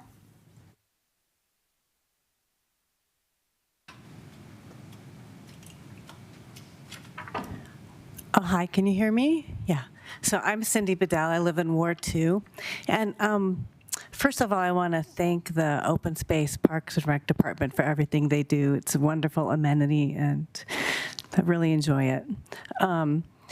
One of my concerns is bright floodlights from properties bordering open space that impact wildlife, bird migration, and evening human walkers and bike riders. As you probably know, City Council was presented with a possible dark sky ordinance in the past, which was not passed. That ordinance did include something about residential light trespass on open space. The dark sky lighting information that used to be on the City of Louisville website didn't make it to the new website. And I'd like to see that put back up so that people who are interested can learn more about dark night sky lighting and very simple measures that can be taken to preserve our dark skies. Just light fixtures that point light down, amber, and the appropriate wattage. It's all that's really needed. But a lot of people have these super bright floodlights that are on motion detectors. So I walk at night in Coyote Run, and they just turn on and blind me, and then it's very bad for the wildlife. And when these thousands of new housing units go in, that's called for in the new comp plan, especially the many planned for west of McCaslin, our dark night sky over open space is going to be greatly impacted. Right now, many of us go to Davidson Mesa to view planetary events, night photography, dark night sky, and all of that is going to be lost without measures to protect the dark night sky near Davidson Mesa and other open spaces. And again, I've studied this a little bit about dark sky lighting, and the measures can be very simple, and especially with new builds, I would think it wouldn't be that more cost prohibitive just to put in fixtures that point down, have some measures in place about wattage, and amber lighting instead of bright light. So I don't think it's very expensive, especially at the new build. So I'd really like to see something about light trespass and light trespass mitigation measures on open space addressed and included in the PROS plan. Thank you. Thank you, Cindy. Any others? No, there's no more. Thanks. Let's take it back to council. I want to do a little bit of framing on this one. First, others can speak to this, obviously, but I think I speak on behalf of all the council that this is a monumental effort, and we really appreciate all the work that's gone into this by staff and by the community. I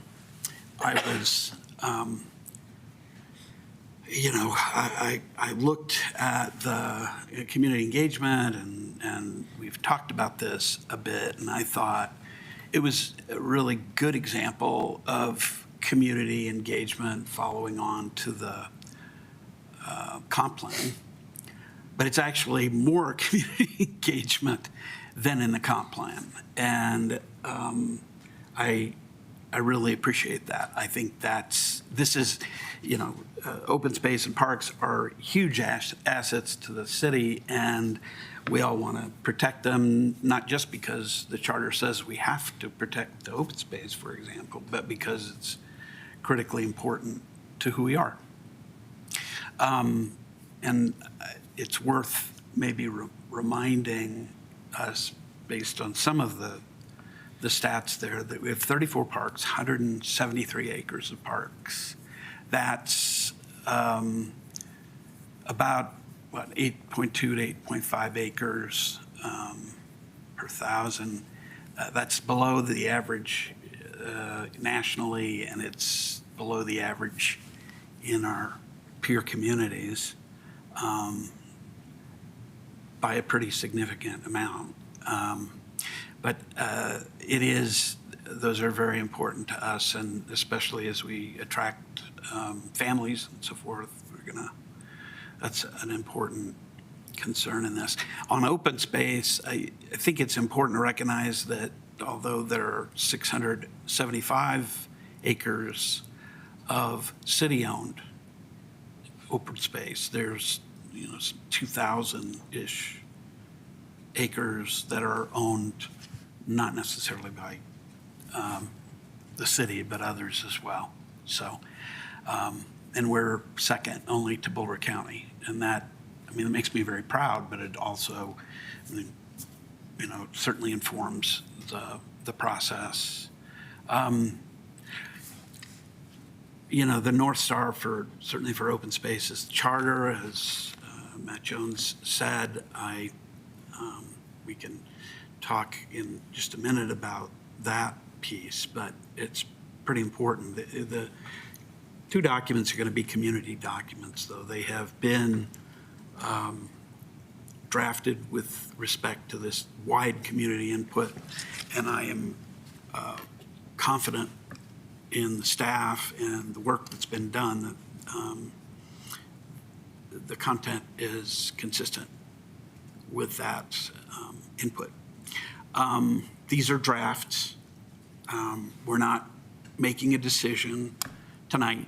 I think you heard a little bit in terms of what we're deciding on, what we're not eventually, but there's more time for community input, and there will be that. So I think that's a pretty important thing for us to think about. And I think as I understand what staff is looking for, they're looking for some guidance on forward direction. And that's what we're here for. So with that in mind, what kind of comments yes, Councilmember Dickinson, what do you have? Yeah, I liken this to the comp plan. I think I've said in other moments that, something this big is like, it's everything and it's nothing, right? Like it's this really, really, really important document. And in the end, it isn't what we actually use on a daily basis. It's a guiding light. And so it's very important we get it right. And then there's a lot of work to do after its eventual adoption, to think about where's the money actually coming from, which specific project is actually being funded and when. But I think this is an awesome draft and an awesome plan. I think one of the things that's really clear to me, and I just, as a councilperson, I've actually been on council for nearly 7 years, and yet I take almost, in my mind, no credit for what we have as a community when it comes to the parks, the open space, our recreational facilities, all those things. It for the most part, predates my time on council. And I think, that's just a really cool story as, this is my turn and I'm here. And what I think is being asked of me is don't screw it up. We've done a really, really good job over the last 20 years, 30 years, 40 years. We have incredible open space, incredible bike paths, amazing parks and playgrounds and pools, and an incredible rec center. All these amazing things. A golf course that I love to play at as well. There's so many wonderful things that we have that, it's not to say that we don't have our own goals, but I really like this idea of, taking care of what we have because we've done such a good job of creating it and having it. And I say we as in all the people that came before me, not so much me. I think we've done a great job. And I think this plan is thoughtful, and I like how you guys, I think in the conversation we had the other day is less dreaming and more doing. Like we have all these things that we want to do and all these things that we need to do, and this plan is a little bit more oriented towards, divisions getting their jobs done, divisions doing what they need to do over the next 10 years to preserve what we have, take care of what we have, and that's not just preserving open space, it's preserving our incredible rec center, preserving our other incredible things. So I think it's great. And I know it's still in draft form, and I think similar to the comp plan, it's so much bigger than the 7 of us, right? This is a living public document that so many people have had input on, so many departments, so many boards, and we are another one of those groups that is really important, just like so many other groups are really important.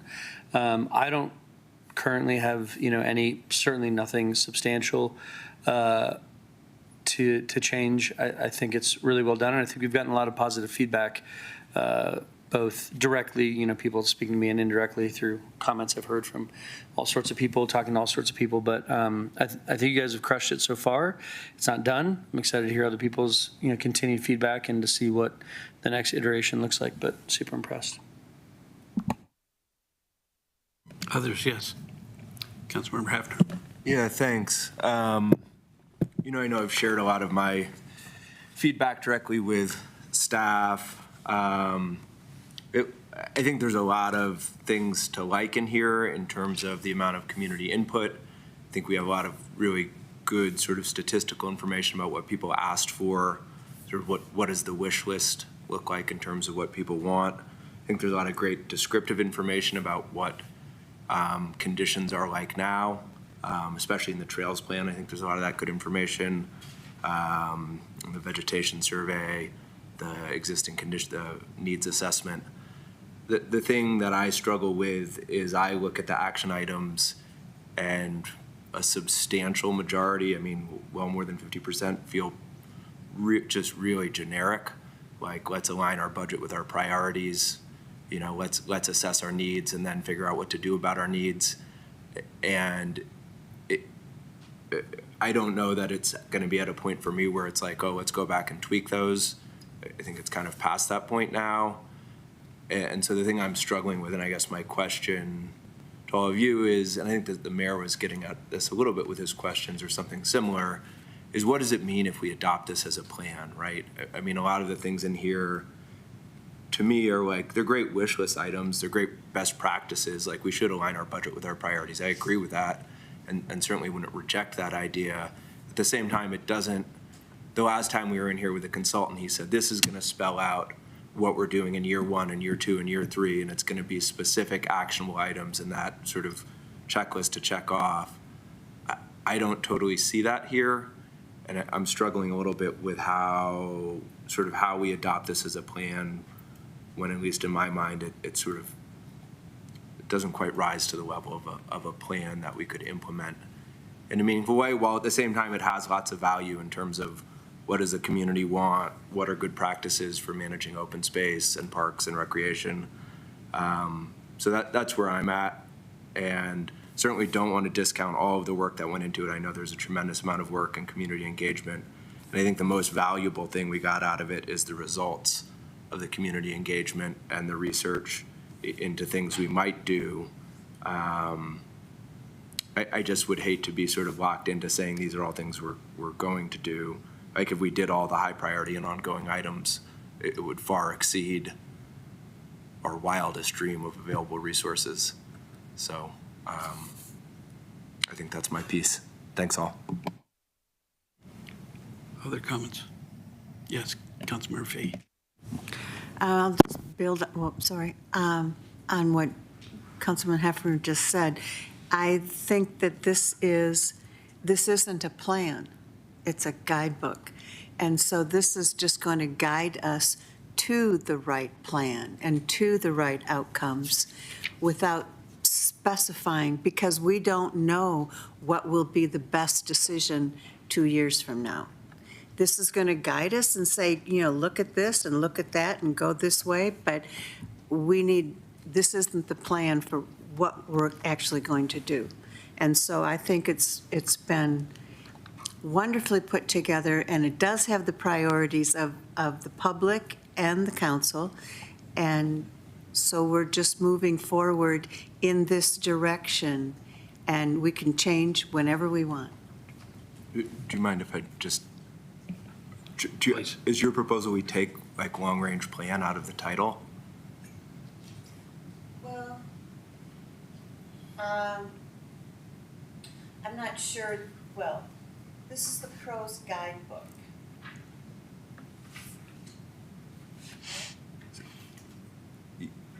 Yeah, but the core document is called the long-range plan. Right, but this is kind of guiding us to a long-range plan. So I'm not sure exactly. I don't think we need to be that specific in what the book says, because it's just saying we're going to go in this direction. These are our priorities, and these are the order in which we would like to do things, but it's not what we're actually going to do. It's just possibilities and a guide. That's helpful. I think I agree.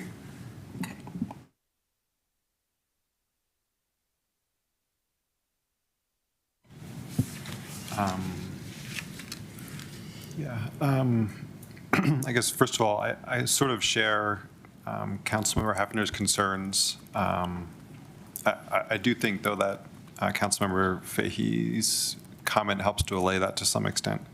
I wanted to make a few more specific comments.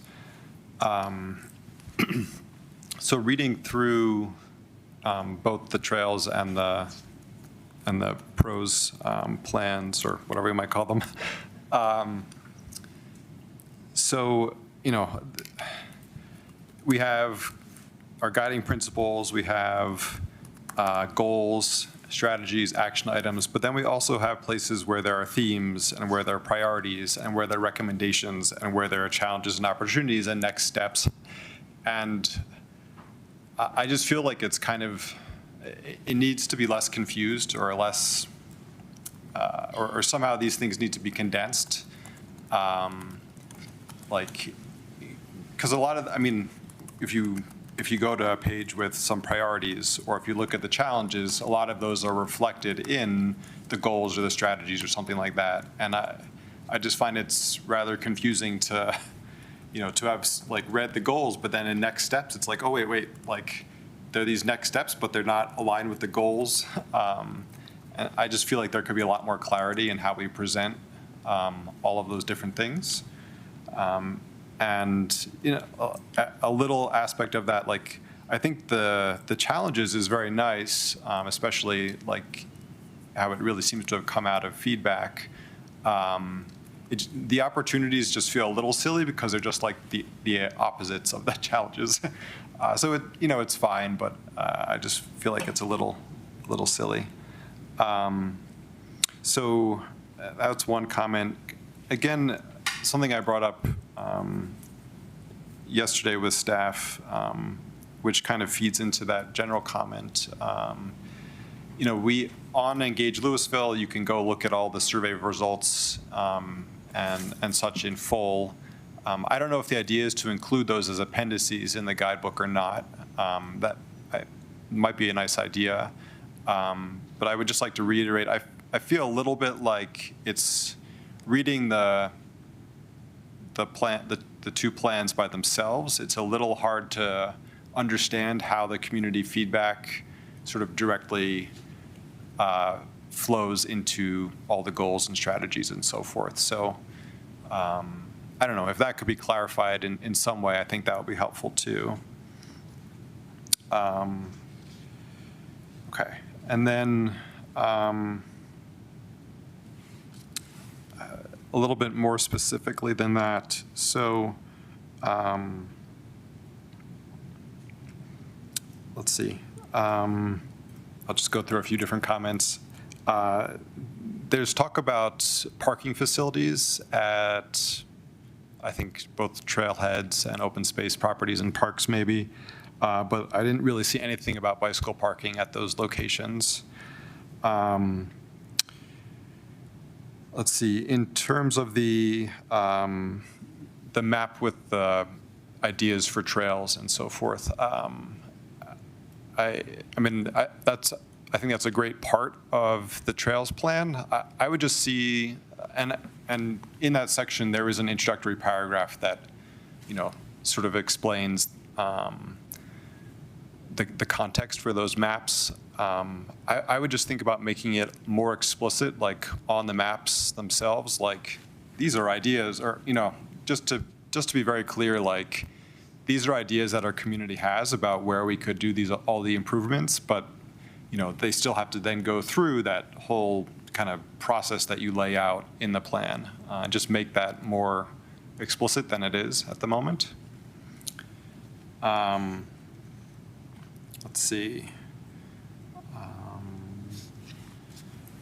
And then what else did so then to go back to the map with the open space designations. So on the one hand, that map is like based on the vegetation survey is really informative. I guess what I might like to see is, since we have established management designations, I feel like that should be shown maybe somewhere, and then like you could show the information from the vegetation survey as like informing, I don't know, like possible changes to that or something around like that. But since we do have formally adopted management practices for the open space, I feel like that needs to be stated. Like those things are not going to be changed unless the council makes a new decision. And so it just needs to be clear that what's being shown in that other map is like information from this survey that we did. Okay, a couple other comments. Let's see. was I going to say? There was a suggestion in some of the letters we got about the open space goals and whether or not they should be prioritized. On the one hand, I understand why the goals are not prioritized, but then on the other hand, like, it is established in the charter sort of what the priorities are. And so I do feel like we should, I don't know what the best way to do it is, but we should take that prioritization from the charter and somehow imprint it on those goals. That's one comment. I know I'm just kind of skipping around, but another one related mostly to parks and maps of parks. So there's a very nice map that shows all the parks, kind of the main parks. I actually think it would be really helpful if we have it to show those like smaller park segments in some other map, the rights of ways and things like that. I don't know. I think that's useful information. Not crucial though. But then there's another map that shows places sort of for potential park development. And on that, I had two comments. One, kind of related to the previous comment, like, it might be nice to know if there are smaller parcels that could still see some kind of park development, but are not highlighted there. And then the other thing is kind of coming back to a comment that Councilmember Hefner made in this first section of the meeting today. Like, we're expecting to see residential development in various places in the city, and it might be nice to say something about having park facilities in those places on that map. Okay.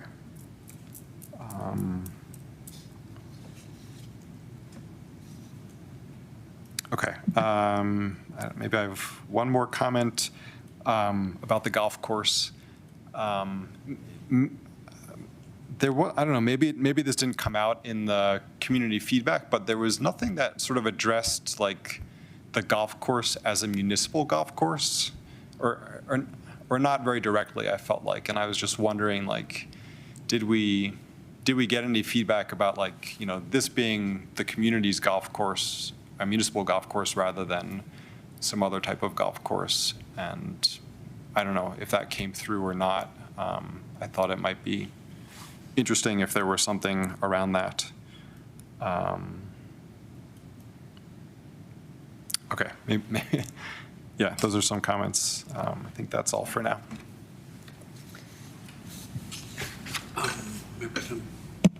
Mayor, if I may. Yes. Comments. Thank you, Sama.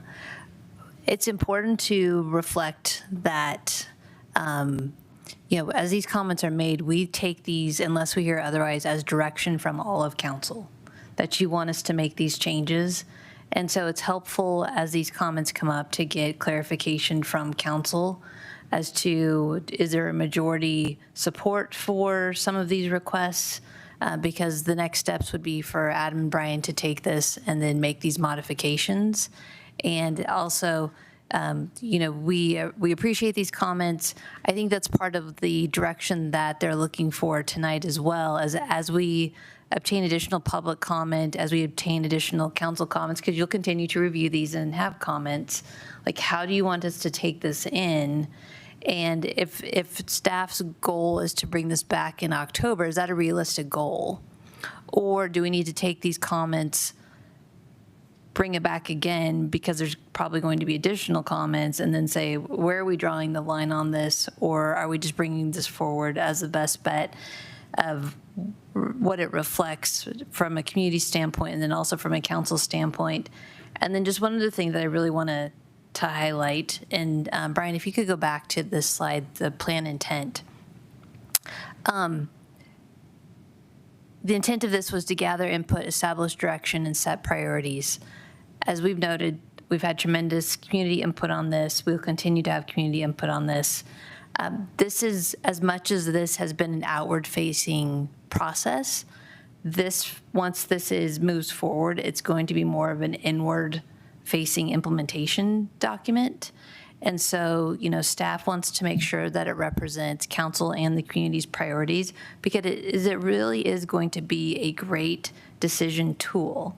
And some of the things that we talked about, like yesterday, is as we receive requests from individuals, like for specific recreational amenity, and you might get, 6 people that submit an email to council, but when you look at the survey results, we received 2 survey results for that item, but we received 1,000 results for another item.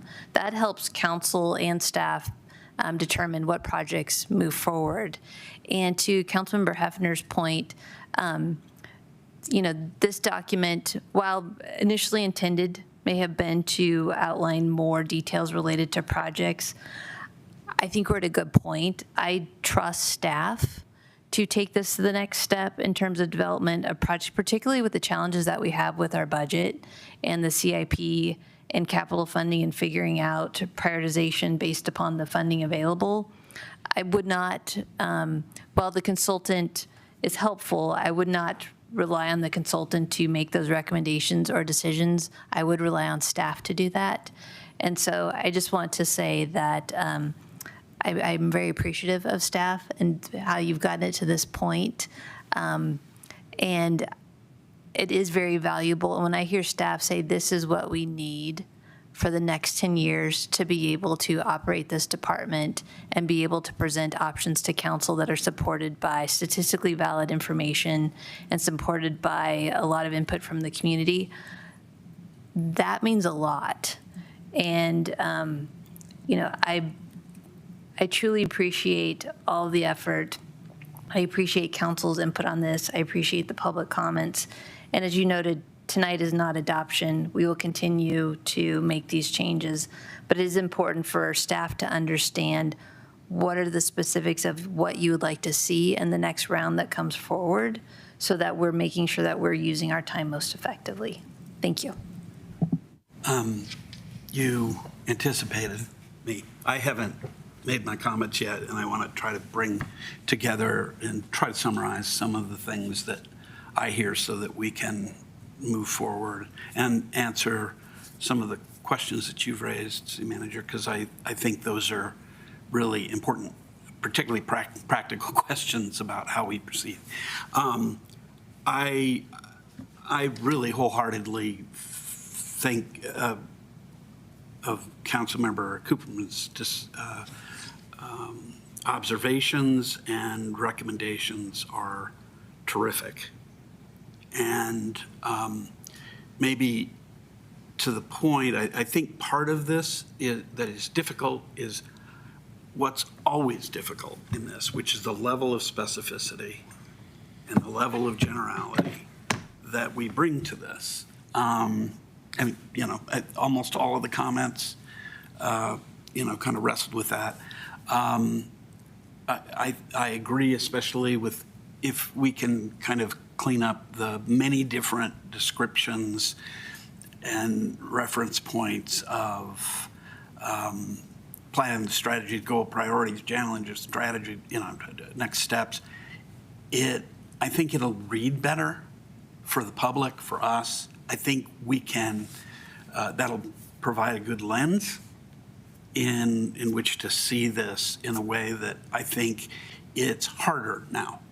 I don't think, I'm mindful of the timing in the process, because we're not going to redo all this. We're just not. And this is nobody's suggesting that. I mean, I saw your eyes get very big there for a second, Adam. We're not going to do that. We don't have the resources, but we have an extraordinary product to work with. These are, in my mind, the things I'm talking about are tweaks, and frankly, I don't think I've heard anything from any council member that is anything but. I think from my perspective, it may be good to distinguish more between the policy direction and the more granular projects. I don't know how you do that. I don't know that you necessarily want to put them in in an appendix. That may be too much.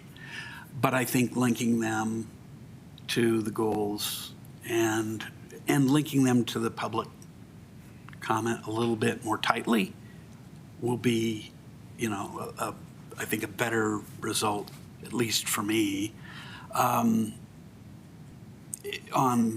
parks particularly, it would be nice, as I think was mentioned, to think about, have some information reference to the kinds of things that we've decided, or the direction we gave in the comp plan. We know certain parts of the city, particularly west of McCaslin, are going to develop over some period of time, or at least we believe that it will, and we certainly are encouraging that. But it might be nice to understand, some thoughts on that, and how at least have it referenced so it's not out there. And, to Matt Jones' point before, I think it's always critical to be looking at what I call the guiding star, which is the charter. I don't think anybody disagrees with that, and I do believe that staff has done a good job with that. I think it may, based on what you've heard, maybe worth fleshing out a little bit more. I'm not going to try editing any of that, and I'll leave that to staff's good judgment. I really do appreciate the degree to which you've worked with so many different boards, commissions, people, in all of the public engagement, and I think we just need to bring that out. I think to summarize, and I would like some feedback on these, because they're different points, right? They're not, I didn't hear a lot of conflict. You may disagree with me on the level of specificity. We may disagree a little bit on that. I think there were some just questions about how the document is written, which I think you've taken in, and I don't know there are going to be really things that we really need to debate too much here. I think all of the comments that were made about, a revision of it were pretty good in terms of just language and organization. I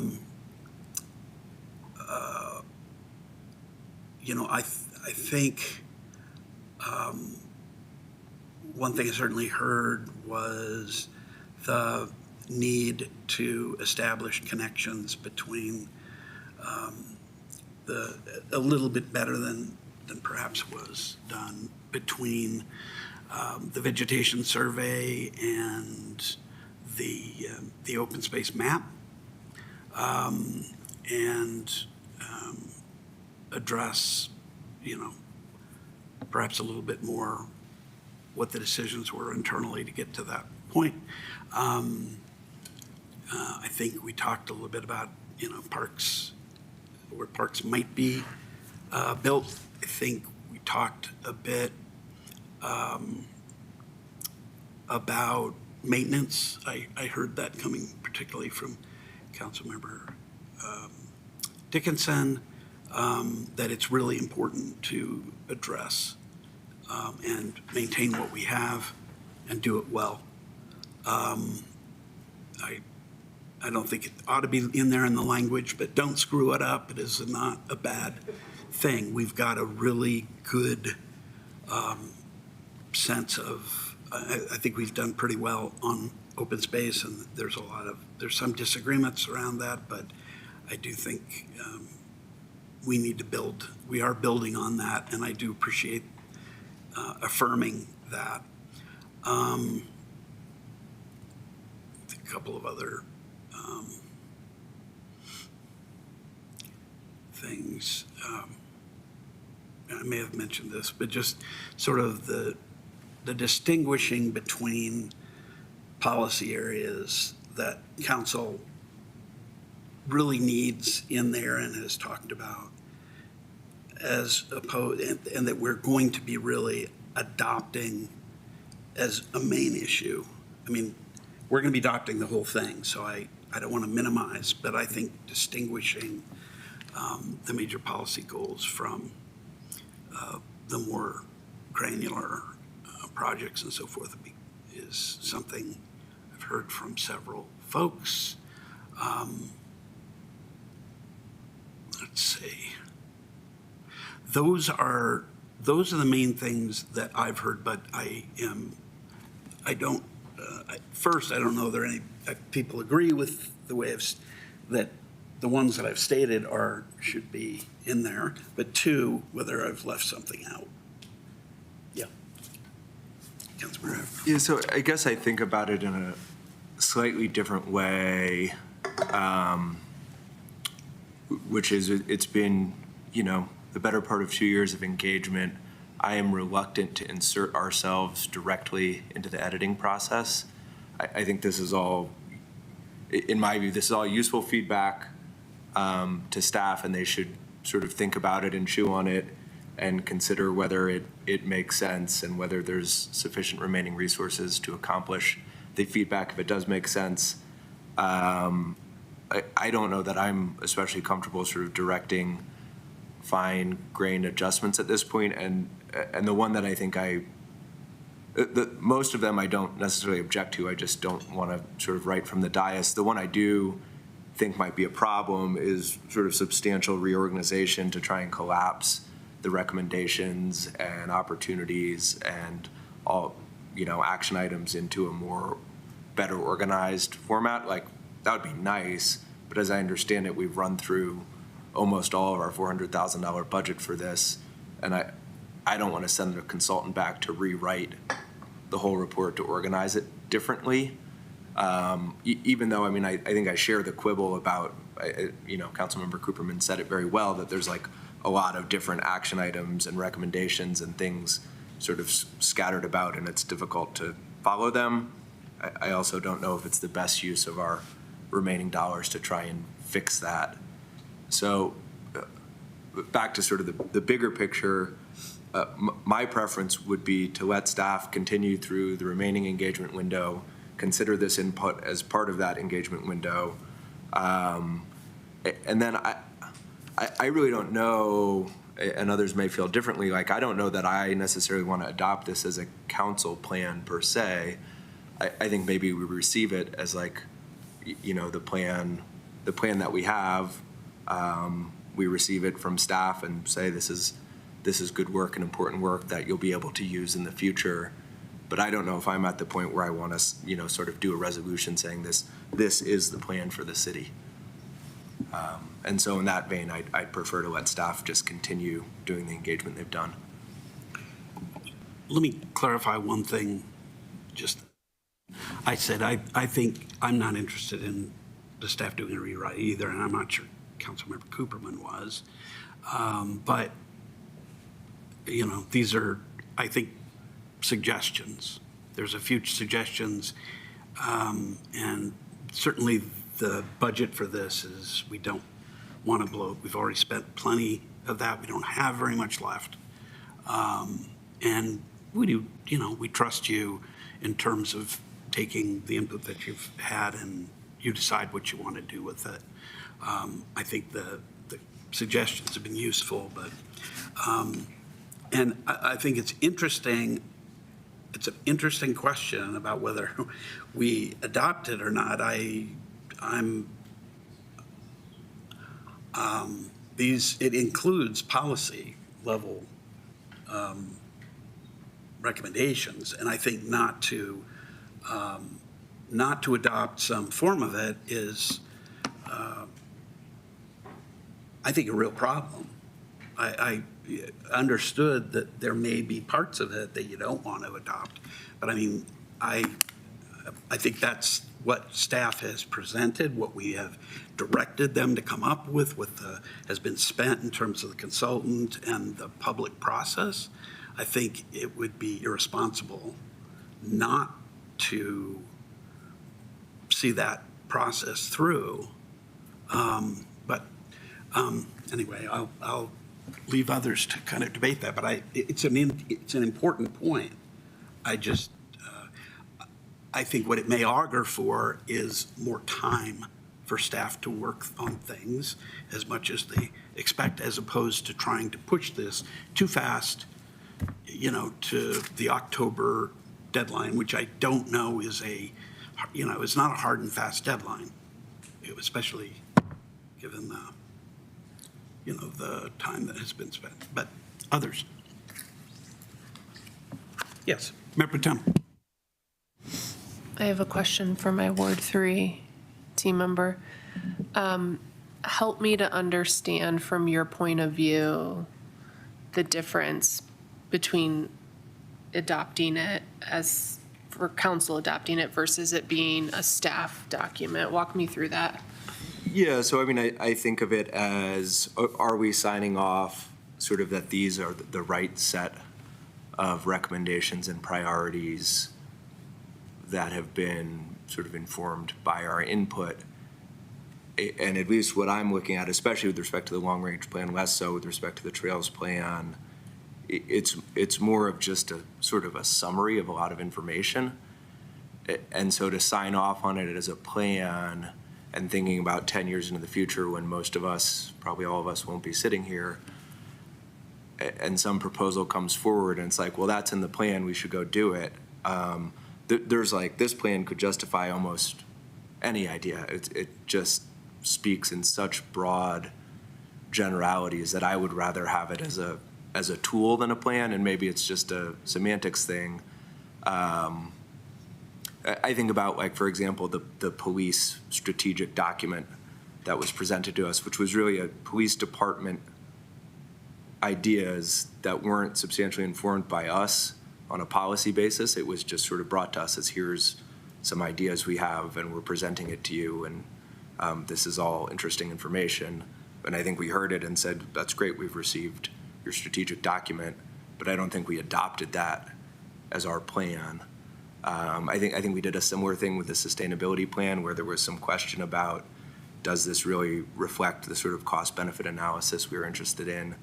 And I think we received it, but didn't necessarily adopt it as a formal plan. I may be misremembering that, but I know there was discussion. Or maybe it was the decarb plan. Community decarb plan. And so to me, like, I think these documents have a lot of value insofar as they're informative. I think they have a lot of value insofar as the information is persuasive. But I think of a plan as something different, like, here's how we're going to go about our business. This is what we intend to do. And even the best laid plans, you end up doing something different. But I don't see this, I don't see this as something we could just say, okay, let's go execute the plan. Because to the level of generality thing, it's just there's a lot of plans to make a plan. There's a lot of best management practices. There's a lot of things we're already doing, but I don't see sort of an actionable set of priorities. And I also, to the extent I had comments earlier, I just don't see those comments really reflected. Others? Councilmember Fahey. I'm wondering about the same kind of thing. And instead of calling it our long-range plan, we could just call it our guidebook, our pros guidebook for what we would like to see, but there is no requirement, there's no timeline, and it's up for discussion and changes at any point. That's a long title. Others? Yes, Mayor Pro Tem. So I would like to hear from the city manager and other staff about Councilmember Hefner's thoughts around adoption versus not. So, Adam, are you okay with me taking this first? Okay. I think if council chooses not to adopt it, it's going to create confusion within the community as to whether or not this is council supported.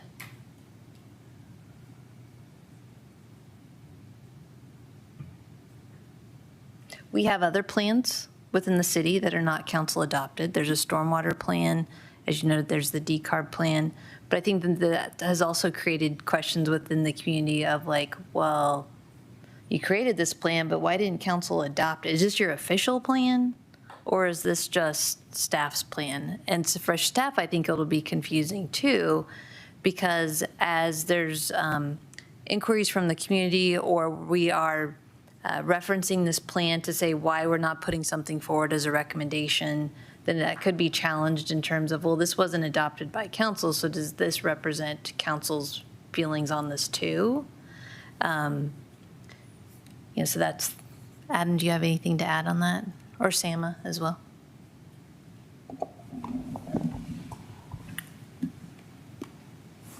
I would add that I think, while I respect the comments, I think that from a staff perspective, there is specificity in the draft. I think we've heard that there's a desire to tie more specificity into the final product to kind of align with where we got from a scope of work, or maybe be more clear. We're big fans of the matrix. I think the matrix can be refined. It's specifically outlining what we consider to be the goals and future action items with priority listing of where that would fall based on available resources. I also think, to the point earlier that I was going to chime in on, I think there's real validity to the comments we've heard tonight about making it easier to read. And I think that's really helpful for us. I don't think we have to rewrite it to reformat it in a way that combines 4 or 5 of those areas of focus into more of the executive summary up front. Here's what this is going to say, and then you get into the charts and the graphs and the other things behind it. So that's fine. For me, I think it may be a bit of semantics, but I do think, to city manager's point, there, and in our industry, right? So I'm just speaking for how other communities go about doing this process with people in my role sitting in this chair, is there's real value to adopting the document from a support standpoint, from I think it can be anecdotal, it can have comments that are associated with it about interpretation. It's similar to the resolution that accompanies Parks and Recreation Month, for example, and aligning with that designation. I think it kind of reinforces to staff and to the mayor's point earlier about the level of community engagement, even exceeding that of the city's 20-year plan, the value of that community's input through the adoption process. That being all said, we're here to serve at the pleasure of the council and the city manager. And so if it's supported and it's... Yeah, I would support Director Blackmore and Manager Langley as well, in that it's really helpful for us as staff to have council adopting these, because we have clarity for the community, for staff, in what council supports. Now, these plans are living, breathing things, and I think that Brian has done a really good job of explaining that this will continue to breathe. I recognize that some of these things are subject to appropriations, right? We can't do all of these things all the time, but this will help guide staff when they're bringing forward CIPs, when they're balancing projects, and knowing what the community has decided is a priority, and having that council support and community support through this robust process, and the board and commission support really helps them use this as a tool to do all of those things. Thank you. That's very helpful. I hear Councilmember Hefner's concerns and comments. My takeaway is it's really important that it's an adopted document. I really don't have any interest in workshopping tonight with council what the title is or what we're going to call it or anything. But I think maybe you all can take that offline and maybe workshop it a little bit. But I hear you that what I'm hearing is it's really important that it's an adopted document, is what I'm hearing. So thank you for enlightening me on your thoughts, and staff for sharing your thoughts on that as well. To others who haven't spoken. Yes, Councilmember Kern. So do you mind if I segue off of this for a moment and just go to actually just something that's in here, combining trails and the guidebook? Thank you. Is that okay? So one of the things that you guys had mentioned in here was providing trail connections to parks. And there is one map that has like the parks numbered so that it's easier to see where they are on the map and then have a reference sheet. Would it be helpful, or is it possible, because I would find it helpful, if one of those trails plans actually had these numbered 34 parks with it, so we could see where those connections were? And it mentions, I think, throughout, because I agree actually with Councilmember Hefner. I really think that the Trails guidebook is particularly well put together. But that was the one thing that I was going back and forth between the two plans to try to match that up, and thought, maybe I'm missing something, and I would just bring it up with you guys. You had said, like, you asked us the other day, like, look at it in a little bit more detail, and I realized, oh, that is the one thing I couldn't find. So I appreciate that. Thank you for the indulgence. Anybody else who hasn't? Unless, of course, nobody agrees, and then they should not listen to me at all.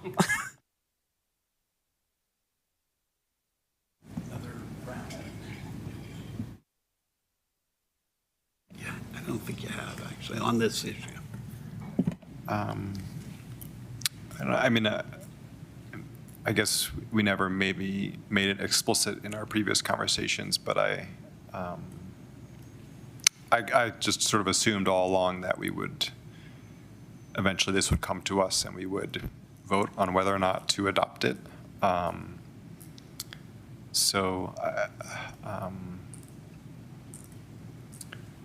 I don't know. I do like the sort of the certainty that a formal adoption would give to staff. I think, I don't know, maybe I just need to think a little bit more about that question. But at the moment, I do think it would be helpful to our staff if we considered it for adoption.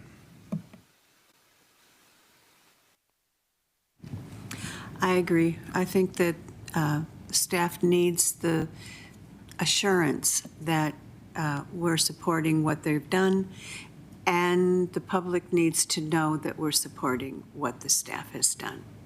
So I would also support supporting the long-range plan.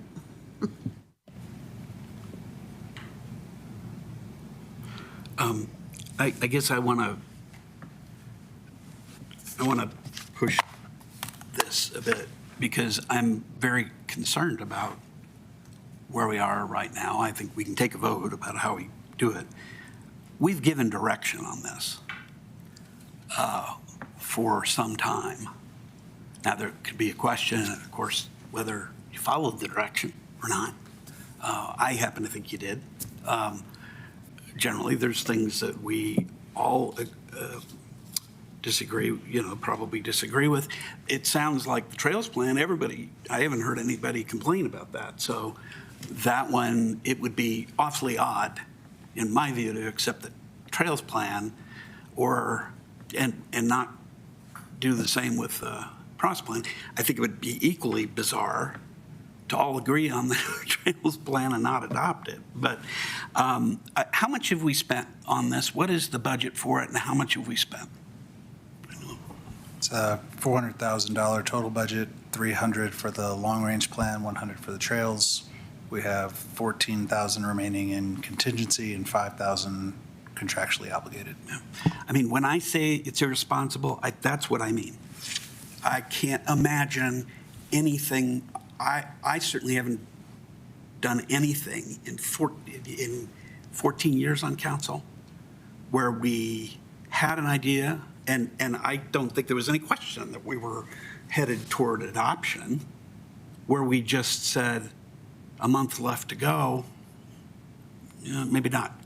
I do think that among other things, it leaves staff out to dry. But I also think, more importantly, because we are deciding how to move forward, I just don't think that's a very wise thing.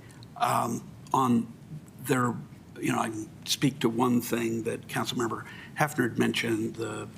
I think it was mentioned about, the sustainability action plan, or at least that was kind of the illusion. I think the sustainability action plan was adopted by council because I did it. I was part of that. And when we've changed it, it was changed by council. So, others, the transportation plan, can go on and on about the plans that we've had. Now, you can distinguish between them, I suppose. My view is fix it, don't mix it. I don't think it's good to throw the baby out with the bathwater, not at this point. Go ahead. So, Mayor, if to try to move this along, what I'm hearing, so there's some specific recommendations for map changes, clarification on the map, trying to make some connections between the action items priorities and the public input, refining the executive summary to make it more robust, move the matrix up to the executive summary to identify these action items, look at nomenclature to see if we can try to kind of make it more condensed or easier to read. I think those things are all achievable. To address some of Councilmember Hefner's concerns, I would like it to take a step. We have a CIP meeting in September where we're going to do further refinement of the CIP. We have a meeting, I believe, this week with Prost related to CIP. I would like to take a step to let us kind of work through the CIP and see if we can't somehow make a connection with that. So you can see that we are taking this plan and implementing it, applying it to the CIP. It may not be part of the document, but you can see how we're applying it. And then, so just leaves a couple of specific items that I need direction on to move forward, one being specific to Trail 18. So if you remember, as part of the comp plan process, there was conversations, there was input received related to this Goodhue Ditch Trail connection, which is Trail 18. So I pulled up the comp plan, one of the figures, and it says, Goodhue Ditch Trail connection is conceptual only. Future evaluation will occur outside this plan, e.g. Trails Master Plan, and will consider ecological, agricultural, and legal constraints.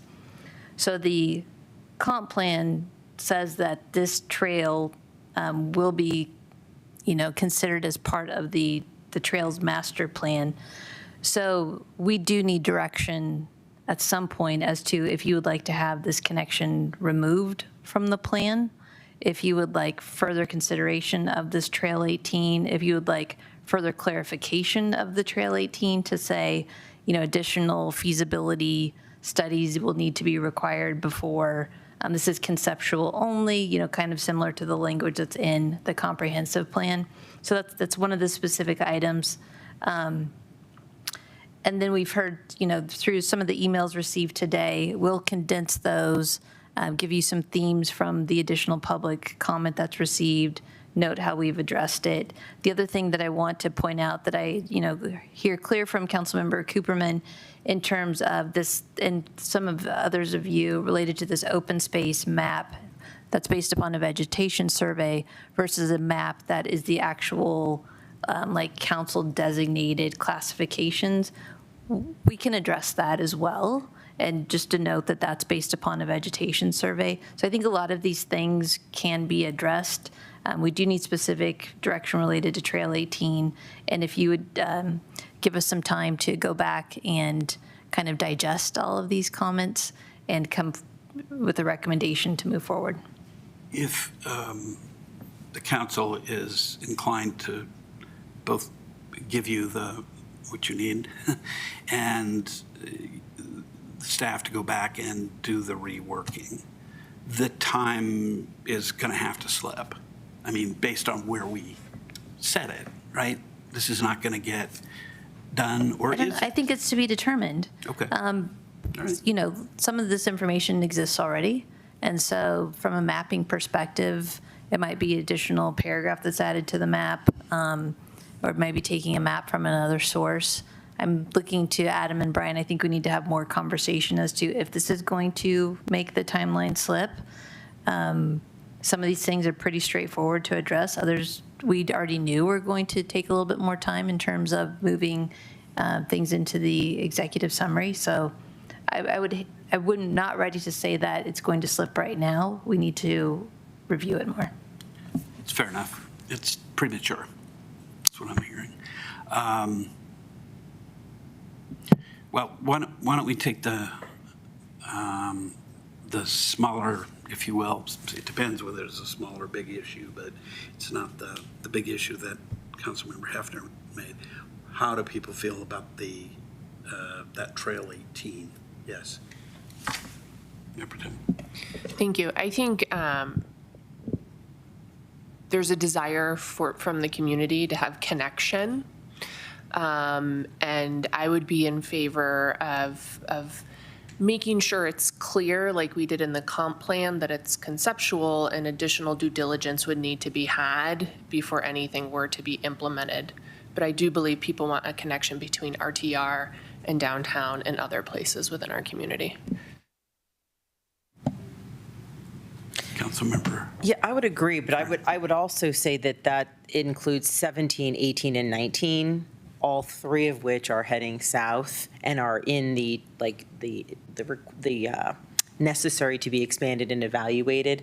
I think all three could use greater evaluation, as to the Mayor Pro Tem's point, as we develop Red Tail and see where those needs really lie. It could be that it is greater access from a multi-use wide path along 42, quicker, easier to get to the hospital or the businesses or what have you, versus a recreational trail. And I think that would require a lot more evaluation than we should be doing tonight.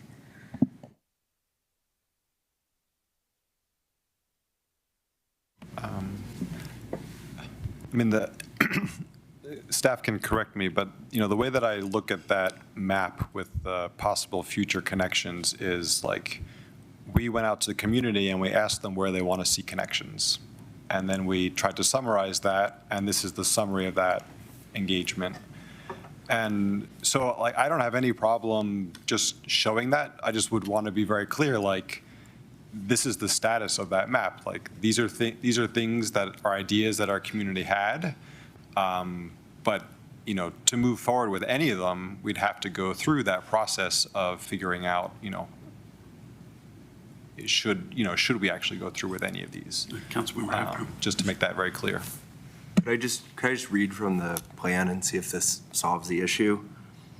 The proposed trail improvements are for consideration purposes only, each of which will require further evaluation prior to final approval. All proposed trail system improvements will undergo a thorough staff review and city council approval prior to implementation. Evaluation criteria may include connectivity, safety, ecological protection, maintenance cost, and staff resource ability. That sounds good. Put that in there. It seems like a good disclaimer to me. Does that solve your issue on that?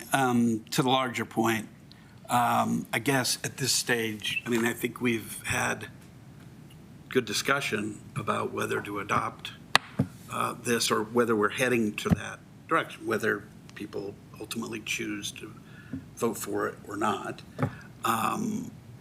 Is the direction to bring back a plan? I mean, in terms of something council would adopt as opposed to just receive. Are we going to vote on it and adopt it as Mayor, can I ask one Yeah. clarifying question? I think Sure. also within that conversation is the conversation for what staff would be bringing back to you next as a whole. So based on the conversation tonight, is there a desire to have another bite at the draft apple, or adoption or supporting or whatever we're going to call it when it gets to its final stage? Is there a stage that we should be considering that happens between that? I guess I had understood that we wanted to get it back, but is that a hand up or is that a thumbs up? Hand up. Mayor Pro Tem. I think the city manager had proposed earlier that we continue on the path forward of adoption of a document, and she's planning through CIP conversations to bring examples back to us of how the document is going to be used to plan. So that was my understanding of the path forward, is we're still planning for adoption. As opposed to bringing back one more and then making a final decision on adoption?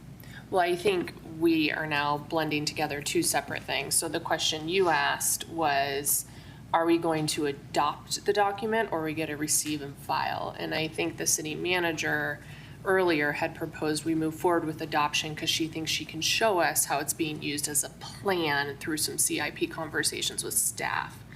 And then Director Blackmore just asked, I think, a separate question, which is, between that point and now, is there another meeting where we want to go into more detail about the document? So I think there's two, right? Am I hearing there's two separate things here? Put that way. First, yeah, go ahead. I'll just say on the second question, for my money, the time is better spent having staff continue the community engagement window, focus on that process. That's who we really want to hear from. And I'm sure to the extent any of us have additional comments on the draft, we'll share those. But that's just my view. Yeah. Go ahead. Yeah, I would support both adopting when we're done and not having another bite at the draft apple.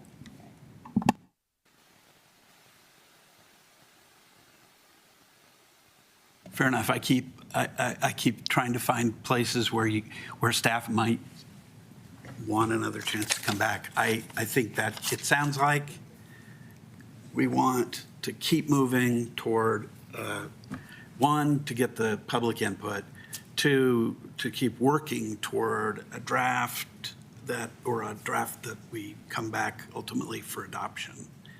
And that, we will see the changes after, when we're on that path. Any thumbs up, thumbs down, thumbs up? Okay. Does staff have the direction that it needs? I think so. Okay. From our side. Right. We'll try to incorporate some pretty intentional effort into, when we provide that plan for adoption, how this feedback has been incorporated, and we appreciate the comments. Okay. If council members have additional thoughts they want to share with staff, fine. We'll have thoughts from the public, most certainly, and look forward to that. Good discussion. Thanks for working through this with us. Tough discussion, but a good one. Right. I think the next part is C, appointment of council committee for potential amendments to city manager employment agreement. I think those who are working on the evaluation of municipal judge and the prosecutor are, I venture to say, not going to be those who work on this next. Mayor, if I may, Yeah. just make a brief presentation on what's in your packet here. Please. So this is staff requesting council to appoint 2 council members to serve on this committee to review and recommend council potential amendments to the employment agreement for the city manager. As you pointed out, this came up after the city manager's review, which happened very recently, and council directed staff to follow up. We do have 2 council members who have volunteered to be on this committee, and that is Mayor Pro Tem Hamilton and Councilmember Hefner. So if council is supportive, they could make a simple motion to appoint these 2 to the committee. All right, I spoke too soon. Go ahead. So moved. Councilman. I was just going to say, I would make a motion. Okay, Second. as long as they're willing. All in favor? Aye. Any opposed?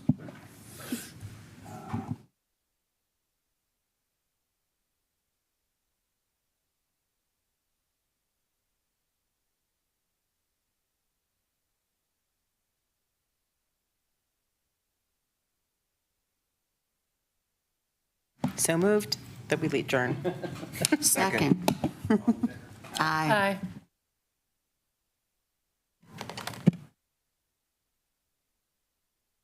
Fall apart in dry air and therefore needed to be used almost immediately after being mined. At first, the coal was only used